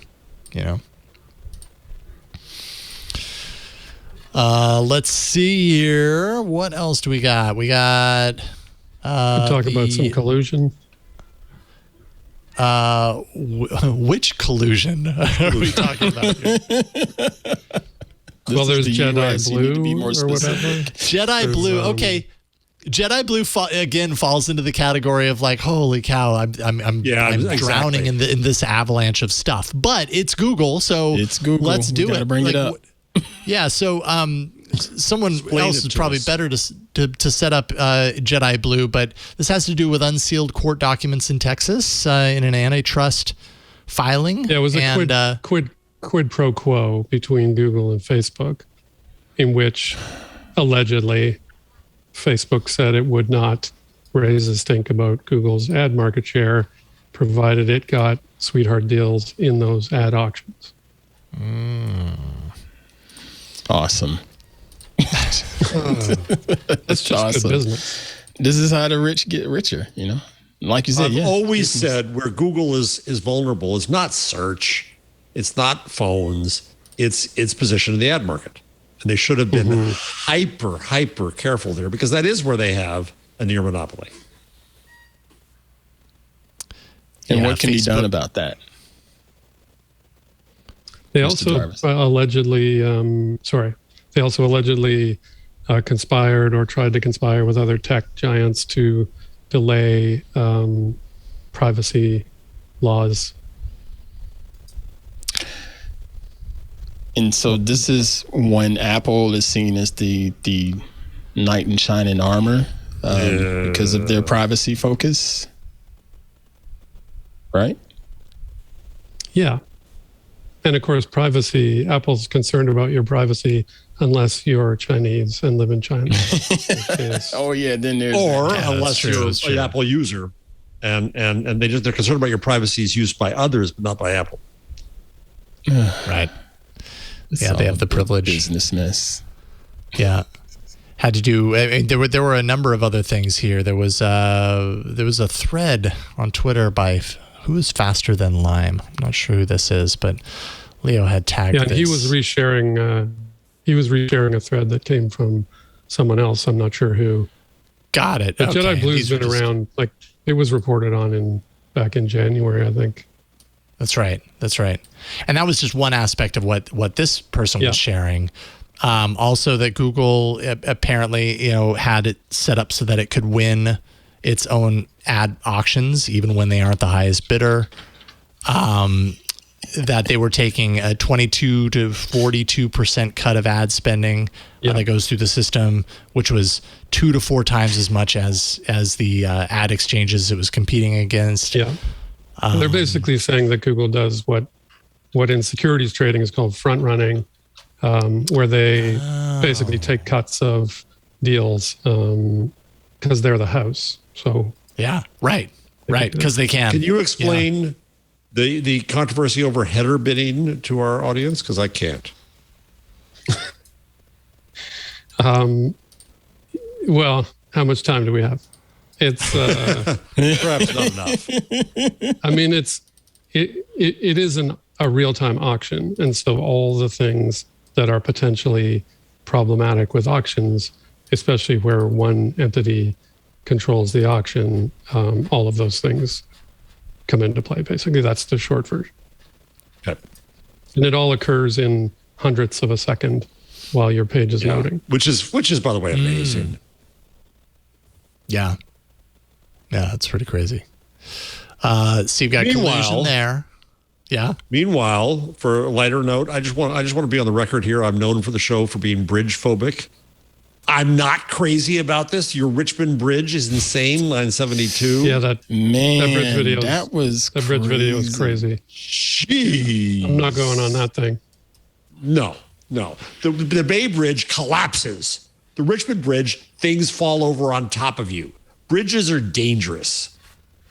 That was oh, crazy. yes. Okay, I didn't see that you had put this in the rundown. That is goes right insanity. over. So this was during the storms that we had swooping through here not too long ago, like within a matter of days, definitely within the last week, but on the Richmond Bridge. Recently, Saturday and Sunday.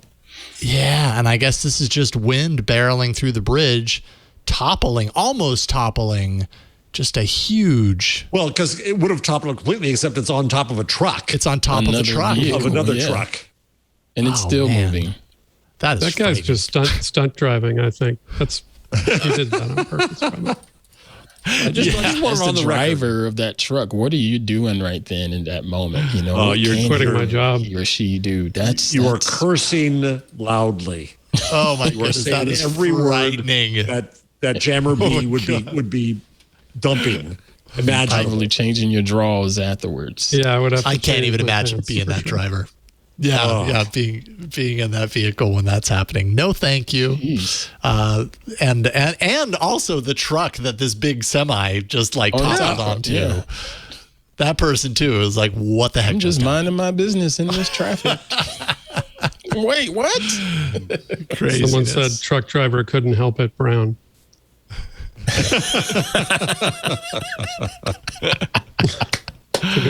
Good title, mashed potato. Love it.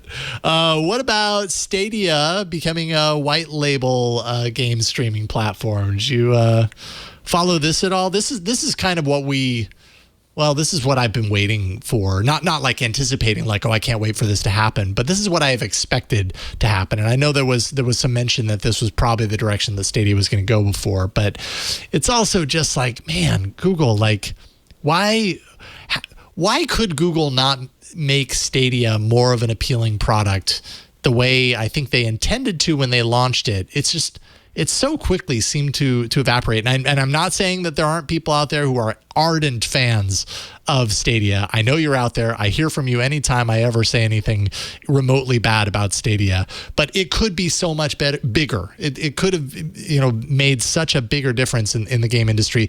They're undoubtedly doing great things. But what they need to do, what they're doing right now, is essentially opening up the technology behind Stadia to offer up to other companies for their efforts. In this case, it's AT&T to release one of their games driven off of Stadia's technology, but not necessarily mentioning Stadia. So if you go to the website, you wouldn't see Stadia or Google mentioned anywhere. They're just kind of behind the scenes powering the experience. But on one hand, it also kind of seems like this is Google's strength more than it is creating a gaming platform. Is creating the technology that powers the gaming platform. I had a question for you, Mr. Howell. What's up? Go ahead. Question for you, Mr. Howell. You were saying that this could have been so much better. Google could have made this so much better. My question is, how? Yeah, well, that's a really great question. By investing $20 billion. I mean... But in what? Into the infrastructure, into development, into what in particular? Yeah, that's a really good question. I mean, the thing that I think is very much not appealing to me is just the sheer fact that Google has proven itself to be hard to trust when it comes to big initiatives and projects like Stadia in the past. Yeah. It comes out of the gate with something that's really cool. No question. This is awesome technology. And I want to and I love the concept. I love the work that they've done, but I still don't quite trust Google because there's so many examples. You could list them, same as me, where that's happened, and then they just don't follow up and they don't invest, and then pretty soon, oh yeah, we're shutting it down, and everybody's like, oh yeah, I remember that thing. It was going to be something. They make promises and then they don't deliver on the promises. Well, let's look at this in the perspective of the, as we like to call it, normals of society. I think this is similar to the way Facebook has got that lock-in on people. Xbox in that service and PlayStation in that service has people locked in. You walk up to them and say, hey, Google has this platform where you can play this game and that game and so on and so forth. And it's beautiful. It's fast, yada, yada, yada. they're probably still not going to walk away. They're just locked in, but what could Google do to pull those normal gamers away? I mean, the only thing you can do is come up with a game that is just so beyond, everything Make it an else. exclusive one? Yeah. And that's how those platforms did what they did. You have to, it doesn't have anything to do with the technology or the controller you've got to have the game, and it has to be different enough. It can't just be kind of like, Call of Duty, or kind of like to me, that's where they should have invested the money, and obviously weren't prepared to. I would bet that most of those, air quotes, normal gamers would have no idea about the products that Google has launched and kicked to the curb, because they don't care. It's just, they're just not in that world, if you will. But if you walked up and said, "Hey, Google has something that's pretty dadgum good. You want to try it out?" They'll say, "Oh, I'll try it for a week for free," and they probably won't stick. I don't know what can Google do to make it stick, if you will. Well, I mean, touching on what you had just mentioned there, Matthew, as far as, creating an exclusive game like Stadia, they were doing that. Google had made investments and created their own game studio and acquired other major game studios and major players in the game development industry to do exactly that. The problem is they shut it down well before they were able to create anything. They spent like a year with this project and then like gave up on it. A lot of people were quick to point out, like, if you're looking to create a AAA game with, that kind of talent and something that's going to really move the needle as an exclusive on your platform, Google needed to start 3 years prior to Stadia even being a thing, just so that they could do that. And they weren't able to deliver on that. They gave up on it. Look at Xbox and PlayStation. I mean, it's not like they became hugely successful and their games were kind of hugely popular overnight. It took years. Of development and pushing and billions of dollars. That's something that just can't happen. It's like saying, let's build a movie studio and then we'll release a blockbuster next year and boom, we'll be a movie studio. We did it. Yeah, it's probably not going to happen that way. And in that light, it kind of seems like Google really, it almost seems like Google really didn't understand what game it was getting into. No pun intended, right? Like they didn't understand the playing field enough to know that like what they were setting themselves up to do wasn't going to cut it. And they're, getting rid of that studio and then now doing this white label approach kind of makes it seem like, at a certain point they were like, why are we dumping all this money into this? We aren't certain that there's going to be any sort of, success on the other side of all of this effort, but we do know we have a good technology, and why don't we offer this technology to others? I actually think it makes a lot of sense. I think that makes sense for them. It's a good route for Google to go. This is essentially licensing. They're all about open. Yeah, so they're still going to make some money off of it potentially. Okay, absolutely, they're going to make some money. I don't know what I don't know what kind of money they're making on a deal like this, and this is only the first one. I have to imagine there's going to be others, and will we know that Stadia is powering these others? I don't even know. This one was discovered before it was announced, so and acknowledged. Is this about like how it was with Chromecast? I'm sorry for scratching on camera. Is this about like how if it itches, man, you gotta scratch it? Because how else do you keep that beautiful sheen, right, for your camera? You can't go itchy. It's gonna twitch. It's just not going to look good. If that itches even more now, I know. We keep talking about it. It's really. I think I'm good now. You got to scratch it. But I remember when Chromecast came out, and how cool that was. Granted, it had its glitchy moments and whatnot. But then, a year or so later, it seems like you see that little cast logo on everything. It doesn't necessarily say Chromecast. It just says cast or something like that. Is this a similar situation? Then again, I don't even know if Google came up with that technology. I don't know. I haven't played. It's Batman Arkham Knight is the game that AT&T was offering, and I don't even know how long it's offered. It's like a free thing that AT&T was offering, 1080p streaming, that sort of thing. I do know from what I've read about it that there was no real indication anywhere that they were using anything from Google. It was somebody looking at the source on the page or something like that and discovered a line of code that mentioned a code name that had previously been known to be associated with Stadia, and that was what prompted both AT&T and Google to even acknowledge that that there was a relationship there. So so seemingly this all happens underneath the radar, and maybe that's just the way it's going to be. And I don't know what Google ends up earning on a deal like this. I wouldn't be surprised at all if we see a whole lot more of this, but I also don't know what that means for what Stadia is right now, because the big downside for me, like I probably wouldn't buy a game for Stadia because of what I know about Google and their ability to pivot away from things when I like them, but also like if I'm paying $50 or $60 for a game and it only exists in the cloud, and then Google changes its mind, like there's no guarantee there that I even own anything at that point. And so that's going to keep me away, and I know I'm not alone in that. So that's a big hurdle for Google to have to overcome. Yeah.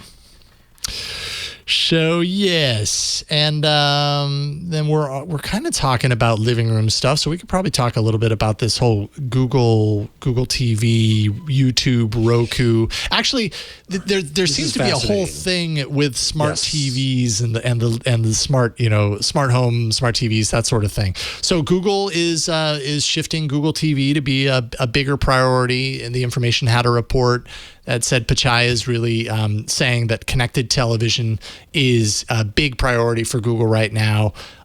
They're paying partners more to use Google TV, so they're paying anywhere between $10 to $15 per unit for partners.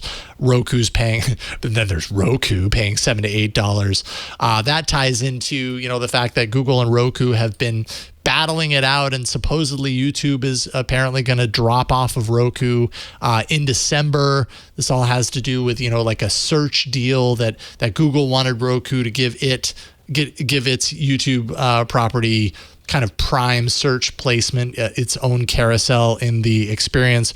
Roku says, hey, that's affecting our search and we don't want to do that.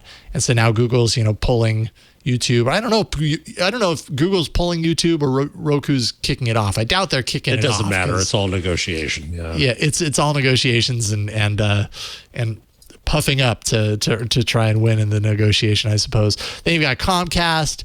They have their own smart TV that's coming out now. It's going to be available at Walmart. It's powered by their own OS. And then Amazon has their own smart TV launching today, the Fire TV Omni series that you can find at Amazon and Best Buy. Suddenly it seems like the living room's a really big deal. And it's just interesting to me because Google's had Android TV for quite a while, for years.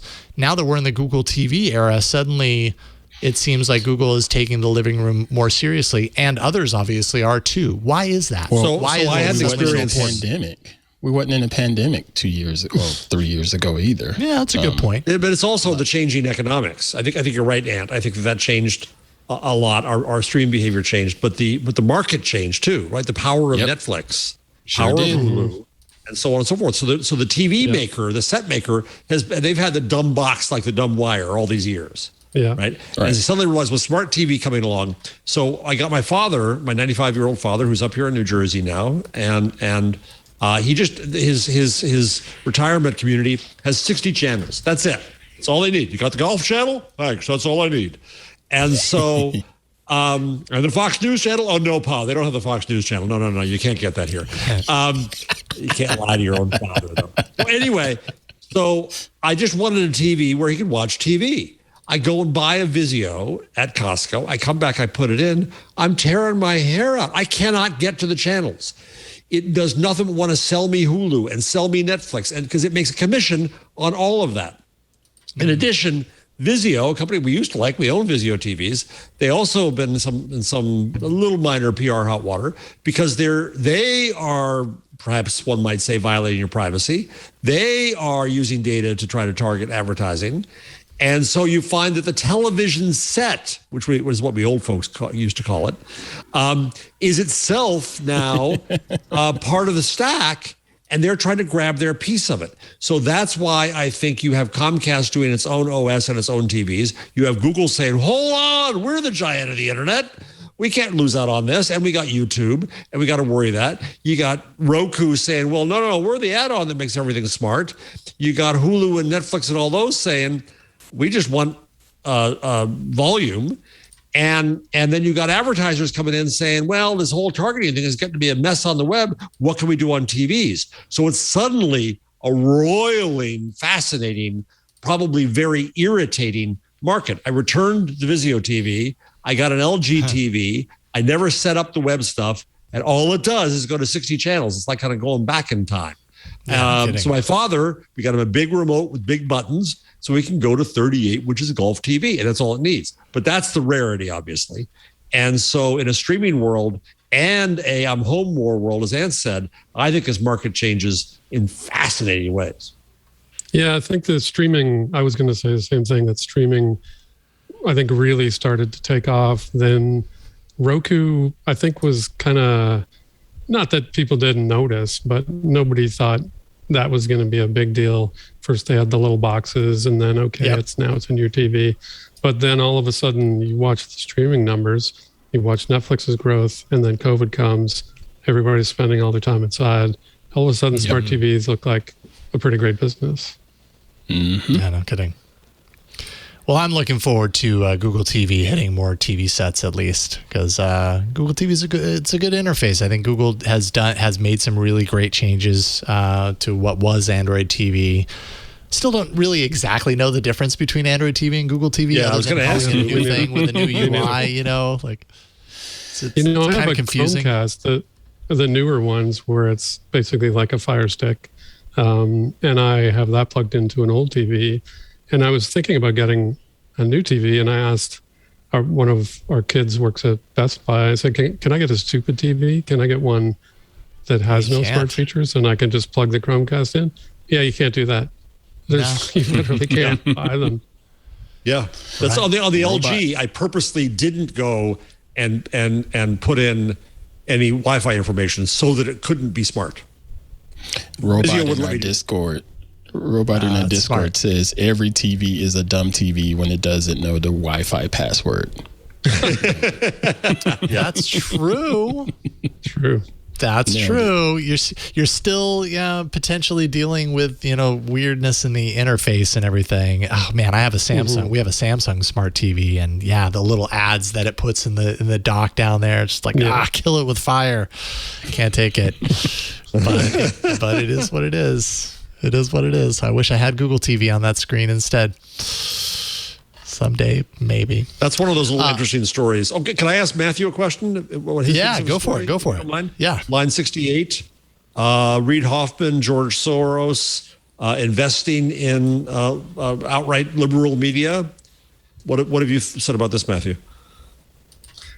So I got in a little trouble on Twitter, as I often like to do. I know you did. That's why I'm putting you back in trouble now. Yeah, You're welcome, Matthew. Thanks. I sort of offhandedly said, if right-wing billionaires did the identical thing, everyone would be very mad. And of course, everybody responded by dunking on me and saying right-wing billionaires have done that, which was exactly my point.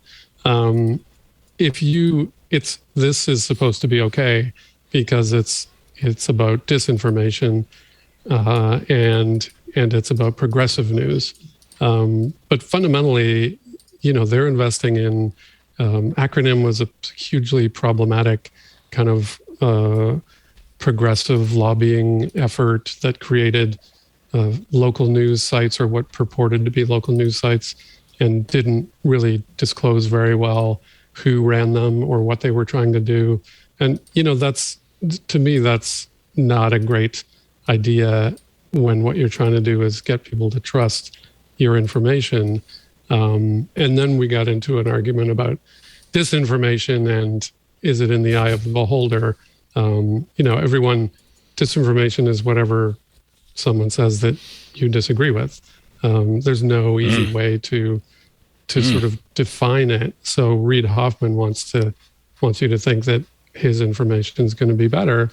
I just find the whole thing problematic. Like, if you want to invest in local news, then invest in local news. Like, don't create a shell company that runs kind of quasi or theoretically local news sites.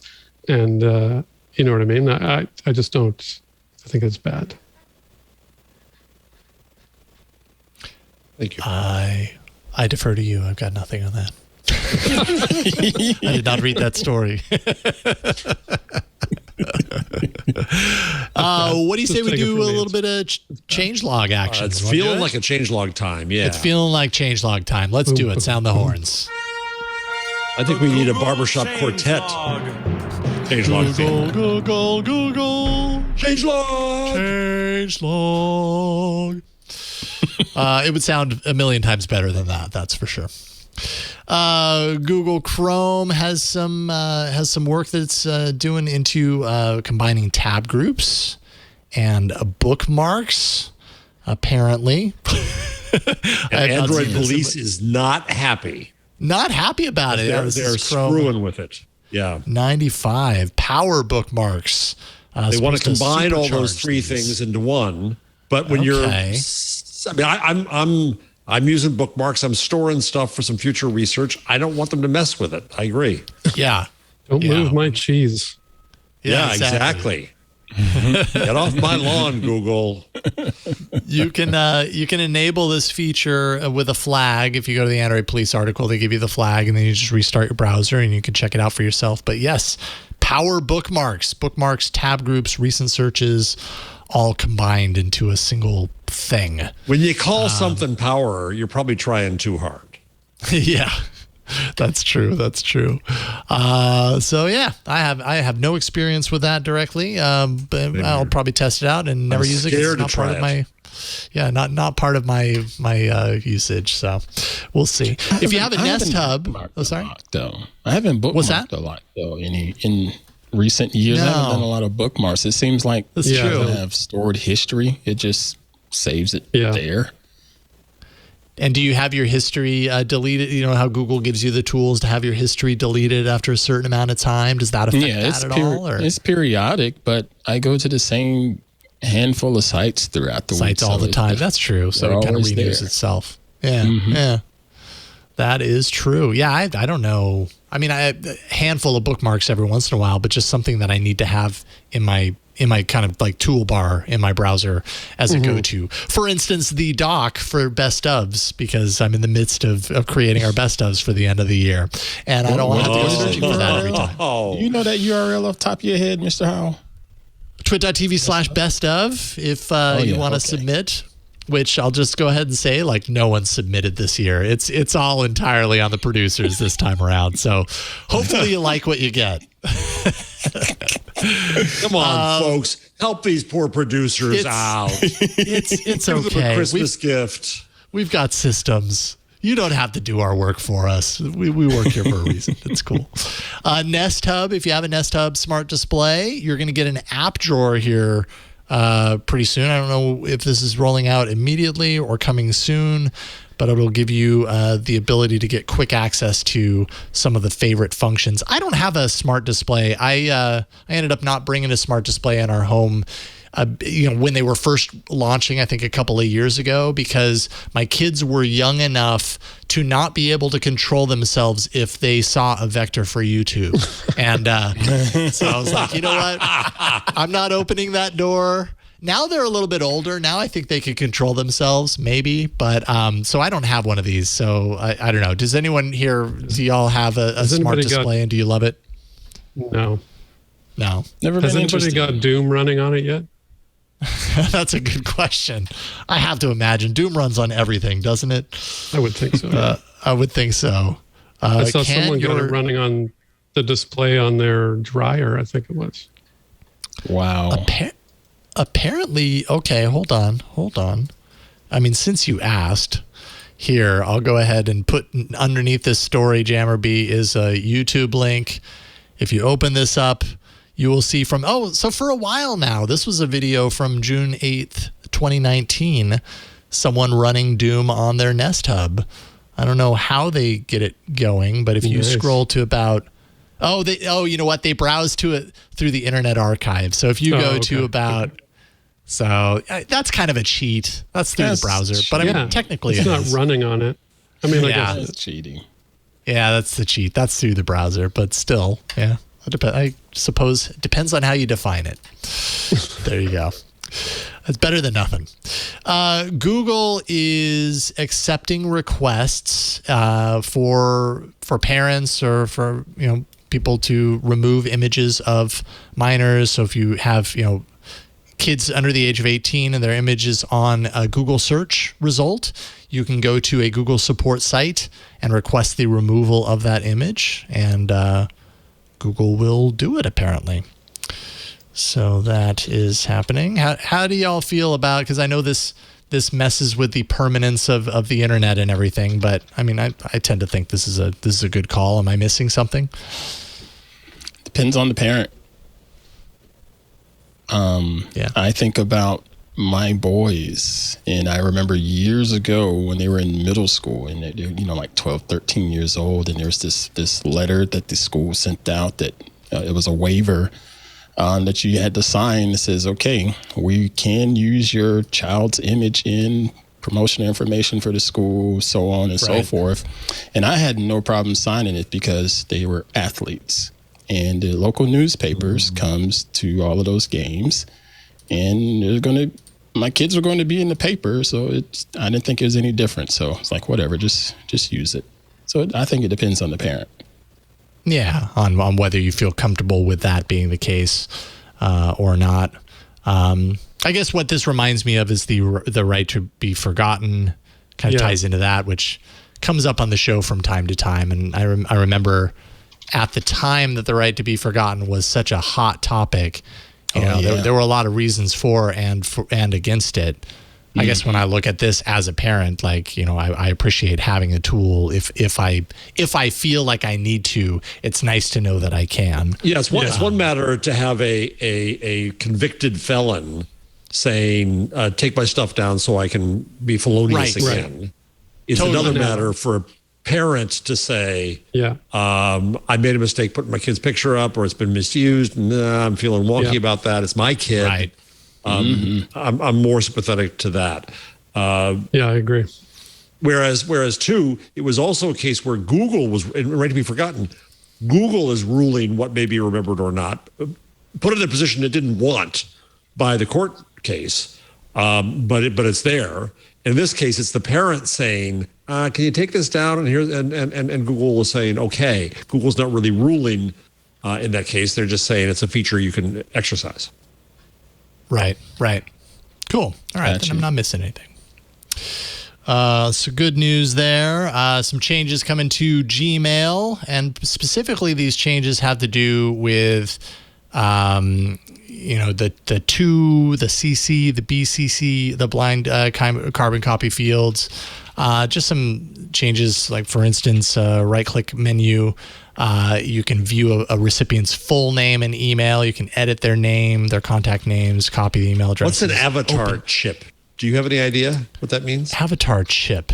Is that just a small image of that recipient? Is it what the vaccine puts in your bloodstream? I have no idea. You get it implanted. You get it implanted, and your avatar appears automatically. I'm guessing, reading this, that has nothing to do with vaccine, but that it also has something to do with. I know. An avatar chip I would guess that's like a small, that little picture of you that you normally see when you log into Gmail. That maybe that's attached to the to field when you select like this person. If you happen to, if their image is tied to their account, maybe that also ends up in your Gmail. Yeah, it looks like they've got a new message, and everybody's image shows up in their tab. So you know Right. that you've got the right person. Right. Recipient avatars. Okay, and now I found a Forbes article that actually shows some examples of this. The Google write-up didn't show any examples, so I put that in for you, Jammer B. There we go. I think I hit my limit of free Forbes articles. No, that's right. Sorry, Charge for it. I didn't mean to put salt in that wound. Apologies. Flagging external recipients. So email recipients within a company, Gmail is going to flag anyone who breaks that pattern with a deep yellow color banner at the bottom to say, hey, and associated with that contact in your to field. And I think that's just a visual representation for you to know, like, oh, hey, wait a minute. The information in this email might be going outside of our organization. Is that okay? Little changes like that. It all has to do with your to field. So you can check that out, look that up, and see how your Gmail experience is going to be changing very soon. And then finally, the call screen feature that we here in the US, and I'm assuming Canada, I actually don't know for sure if Canada has the Pixel call screening feature to date, but definitely here in the US, that's broadening out to 7 additional countries. Let's see here. So we're going to have it in UK, France, Germany, Australia, Ireland, Italy, and Spain. And that's a cool feature. It's a cool feature that I don't really use a whole lot. I end up when a phone call comes through on my phone and I don't recognize the number, I'm just equipped to, like, you know what? If it's really important, you're going to leave me a message, and or you're going to send me a text message. Like, doing the call screen is even more work than I want to do with that random call. That if it doesn't, my rule is if there's no name, if my phone doesn't know who it is, I just won't answer it. It doesn't matter who it is. Yeah. Dead to me, whoever you are. Samsung has the same thing. It will show you if a number is suspected spam or suspected fraud, and you can confirm if it is or not. Right. All right. And I think that is the Google changelog. We are going to do picks, tips, tricks, whatever you got here. After a quick break, we'll thank the sponsor, and then we'll get to that. So get those ready. This episode of This Week in Google is brought to you by Codecademy. There has never been a better time to become a programmer. Man, so many people. I mean, we've had so much time to ourselves and had the opportunity to really reflect and be like, what do I want to learn? Who do I want to be?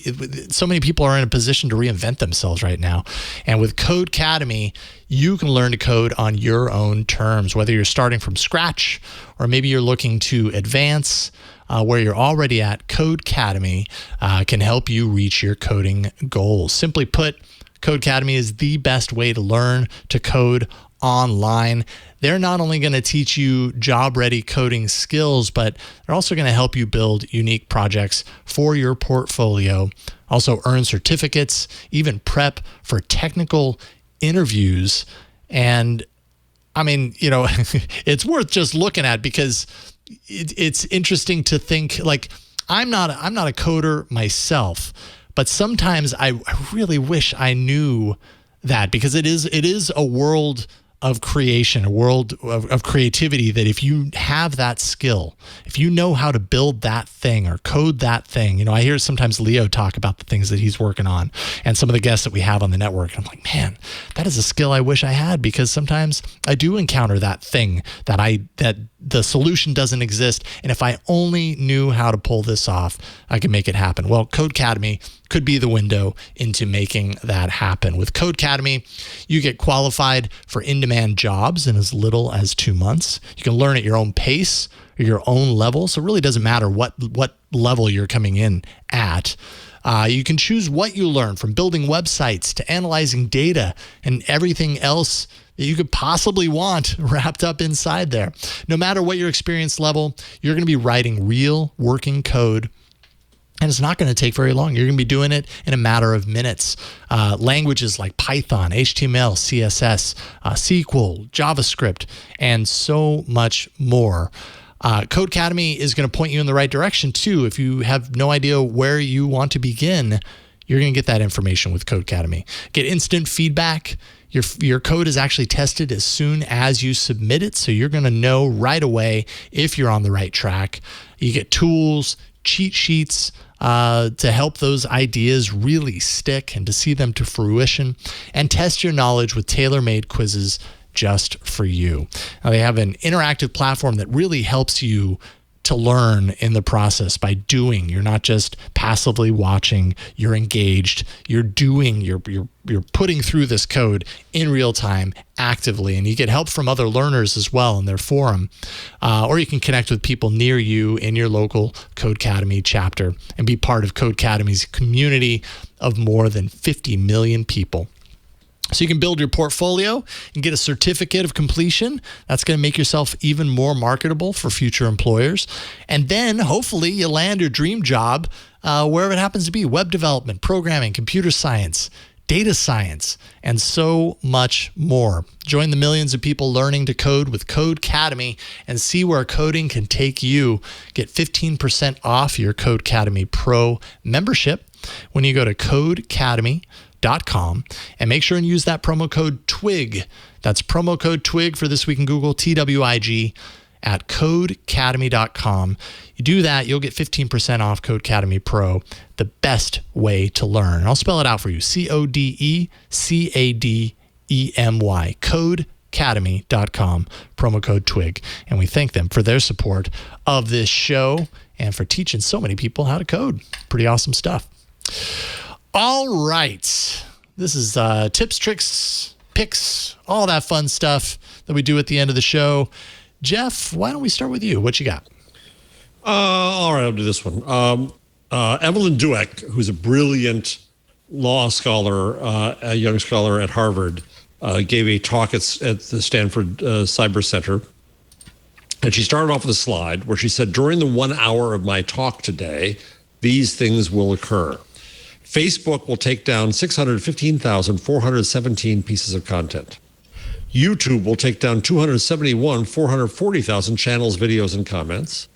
TikTok will take down 18,870 videos. The Facebook Oversight Board will receive 48 petitions to appeal. This does not include the number of decisions to leave up content or appeals or other content moderation decisions. And then, as Daphne Keller, who tweeted this, said, meanwhile, the Supreme Court has decided about 246 First Amendment cases ever. All of this is to say, as our friend Mike Masnick often points out, deciding that you should be able to moderate content, that is to say, moderate the conversation of the world at scale, is hard. That's all. Indeed. No, moderation's easy. You just say I like it or I don't. You move on. Yeah, just take the junk down. Come on. Yeah. Just remove all the disinformation. Yeah, that's all you got to do. Yeah, then everything will be okay. Then we won't be racist, misogynist, hateful pigs anymore. It'll be fine then. Right.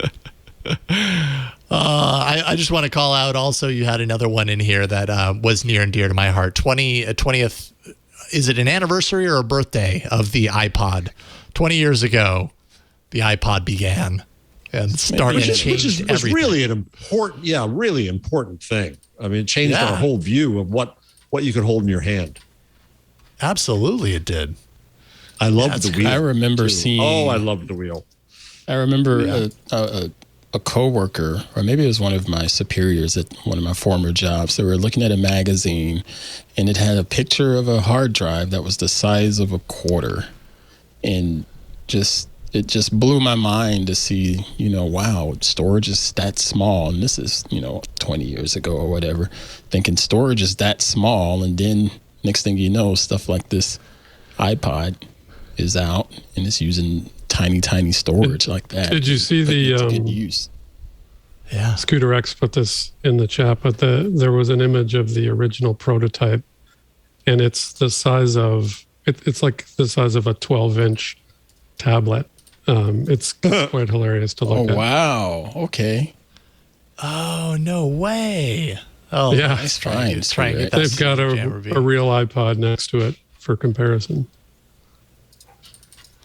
Wow. Yeah, I put it in line 168 at the far right. I put a link to that. Yeah, and I heard Jammer B jump in there real quick and mention that the first iPad was 20 megs. That's how much storage was on that first iPad. Is that right? iPod. Sorry, not iPad. iPod. Is that what you said? I thought I heard you say that. Who, Jammer B? Oh, the size of the quarter. Okay. The hard drive. Oh yeah. I was just saying it's just a tiny size. It was, they're this small. Storage is this small when storage used to be. Okay. Storage used to be like that. Well, this is a hard drive I destroyed. But what was the name of the Microsoft version? Zune. Yeah, Zune. The Zune. Yeah, the Zune player. I was at South by Southwest, and I remember Kevin Rose was on stage at a party, and Zune was a sponsor of their show, and he was trying to give away Zunes, and the audience practically hooted at him, like, who'd want that? Who wants that? Dig Nation, right? Wasn't that his show? The Dig Nation, yeah. Yeah, Dig Nation, that's right. Yeah. There's another number I'll mention real quick if I may. Yeah, absolutely. Stripe. Is Stripe our sponsor? Yes. Okay, so Stripe a sponsor. They are a network sponsor. I need to be good at saying that. So they put out a little report about the creator economy, which we'd love to talk about, which either gives me hope or says we are into huge overdose fast. But across 50 platforms that Stripe serves, the creators will get $10 billion in aggregate earnings. 2020 saw a jump in new creators, and it wasn't a one-time spike. They're still coming on at a record clip, a whopping 48% year over year. In total, these platforms have onboarded 668,000 creators. See earlier discussion about some folks saying there's too much speech. Does that include OnlyFans? Yeah. Hey, the stripes are them? I don't know. So it's just, us old bloggers, I think see some value in that, but will there be too many email newsletters? Yeah. Will all of them make money and make a living? Sorry, no. Sadly, not everyone.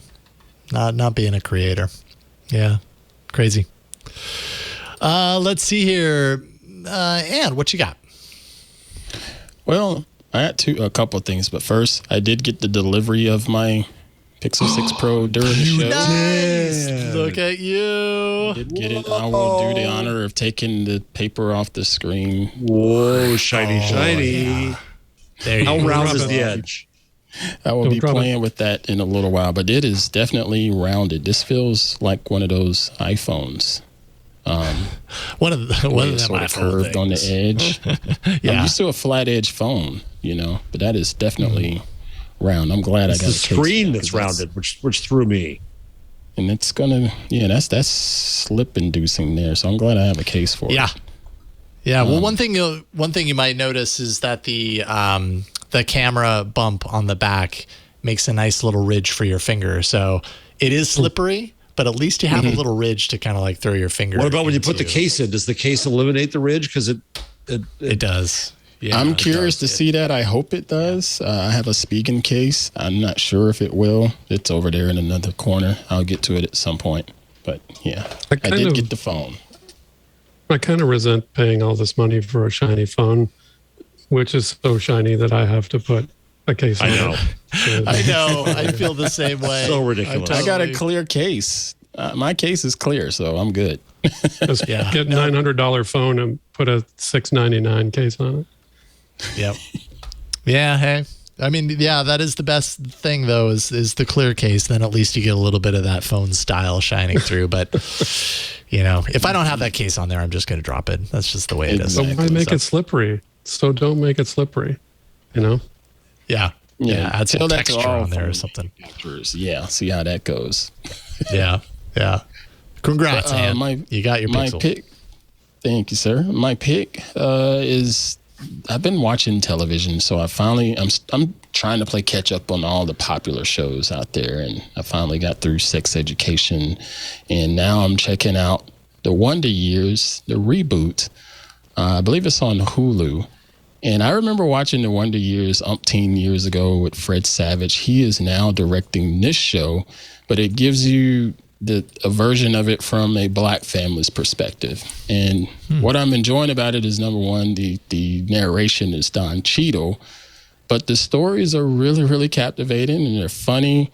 And yes, it took place back in the 60s with all of the civil unrest going on here in the U.S., but it's not a heavy-handed dose of this is racism happening right here. It's still pretty entertainment because, quite frankly, I'm sick of being reminded of racism. I live it. I know it's there. Sometimes I just want to watch TV.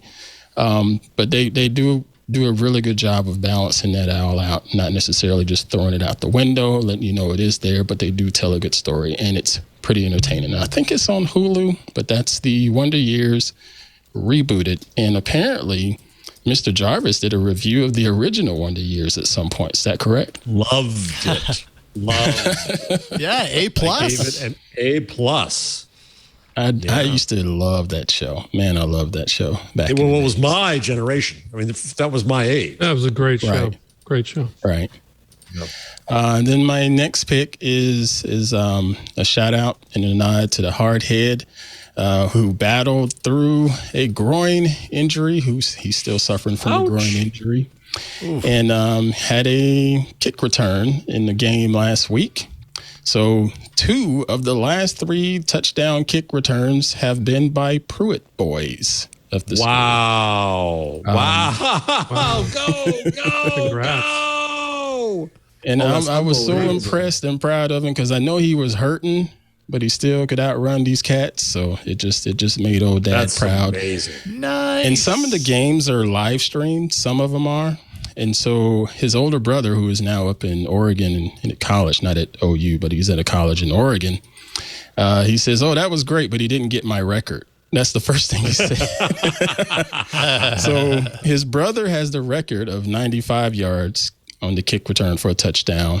Now, hardhead sophomore Jacob, his was, I think it was 92 yards, so it's close, but not Better quite. keep trying. Yeah, they'll keep trying. Go for 96. Go for 96. Yeah. 96 would be the one. And lastly, I want to plug Mr. Rick Salmon has a book out. I've had Mr. Rick Salmon on our show, Hands on Photography. He's such an amazing human being, in addition to being an amazing photographer. He's a Canon Explorer of Light. He's a prolific author. I believe he's gotten about 40 books written to date. Wow. Regarding photography and just mindfulness and things of that nature. And this latest book is about passive income as a photographer, how to make money in your sleep as a photographer. And I got a couple pages in it. So I wanted to plug that and show him some love and just to say thank you to Mr. Salmon for reaching out to me and allowing me the opportunity to share some of my information about passive income, because this pandemic has taught a lot of us about survival. And, there's some things that you can do to help keep the bills paid. And passive income is one of those ways. You go to bed and you're still making money, if you can figure it out. So that's on Amazon, and Mr. Howell will have links in our show notes. Yes, indeed. Nice. That is awesome. Let's see here. Matthew, what you got? So my thing is, it's called the Jetson 1. I think it just came out earlier this week. And What a great brand. So the headline What a says it perfect all. brand. For the price of a Tesla Model S, you can buy a flying car. It's not actually a car. I don't know why they said that. It doesn't have wheels, but it's defined as an ultralight, so you don't need a license. And I think it goes up to like 60 miles an hour. I'm trying to remember but the video is extremely cool. This thing is awesome. And it has a parachute. It's amazing. And it has a parachute. Crucial. I think it goes up to like 4,000 feet. That is 4,000? What? Crazy looking. Yeah. Oh. Isn't that amazing? Can you imagine? Oh, that looks so fun. Get your orders in now. Do you hear a buzz over Petaluma? It's going to be Ant. Oh. Yeah, just don't give one to Mr. Laporte because he'll find a way to crash that too, I'm sure. That's true. That's a good point. Yeah, the cargo is a lot. Parachute. Yeah. And it only weighs about 90 pounds, the thing. Man. Without you in it, obviously. How far do you go in it with the battery? That's what I didn't see. Yeah. So it says that it's good for 20 minutes of hovering. So I don't know how long it is. That ain't good. Probably not very long. That's a pretty short trip. But that'll improve. I'm sure. It's pretty cool. So I've got one on delivery. Should be here by Christmas. You'll make your way to the Bay Area 20 minutes at a time. Yeah. Have to stop every 20 minutes and charge it. We'll see you soon. We'll see you next year. Oh, that is so cool. I saw a video of that a couple of days ago. I was like, I want that. That looks like the future right there. Everybody blasting around in those things. Pretty awesome stuff. So let's see here. So I have two things. First of all, this was a story that we talked about a little bit on All About Android last night, but sometimes I like to bring like a tip to the show, and I guess I can probably show this. I don't think I'm revealing anything by showing this. So on Android 12, one of the changes that happened is you will notice in the quick settings that you used to have a Wi-Fi and a mobile internet button in your quick settings, and that would allow you to, and I did this a lot. There would be times where I wanted to force my mobile internet and my Wi-Fi was on, and the only way I could think to do that was to turn off Wi-Fi, and then it would, toggle over to my mobile internet, and the connection quality would clear up, or whatever the problem was I was trying to solve. And Google made this change, which is, a lot of people who've gotten Android 12 have said, well, this is no good, because now if I want to make any changes, I have to tap there. Then that brings up my internet box, and then I have to deactivate my Wi-Fi from here. And why should I do that? And it turns out that Google didn't really communicate very well exactly what's going on here. What they did is, and I don't know that this necessarily makes it easier, but what they were trying to do is they noticed in their studies that people would turn off Wi-Fi and then they forget that they turned it off, and so it would stay off, and then they're churning through their mobile data over time. Like, well, how can we prevent that from happening? So, or at least give users a tool that allows them to not have that happen. And so with this, it's totally not intuitive at all how they intended for this to be used. So I'm really surprised that they don't signal this better. But essentially what they've done is, if you tap on your mobile internet, it says Wi-Fi won't auto connect for now. It temporarily. Oh, but did you see it just totally did? Yeah, it did. It just totally did. That's a Google moment right there. Supposed to be able to do that, to turn that off temporarily, and then it would turn it, and then it would reconnect later. But that's so funny. It's like, oh, what am I going to do without Wi-Fi? Anyways, that's supposed to be the feature, but as you saw, it really wanted to connect to Wi-Fi. So maybe it's not a tip. Maybe it's pointing out a bug for you. Yeah, you found a bug. You, Google. Thanks a lot. That could be a bug more than anything. But anyways, just embarrassed the god of Android here, Google. Not cool. Not cool. It's all good. This is how it works. When you do demos, 9 times out of 10 they're gonna fail. That's just the every way it goes. time. Yes. You're lucky if it doesn't fail.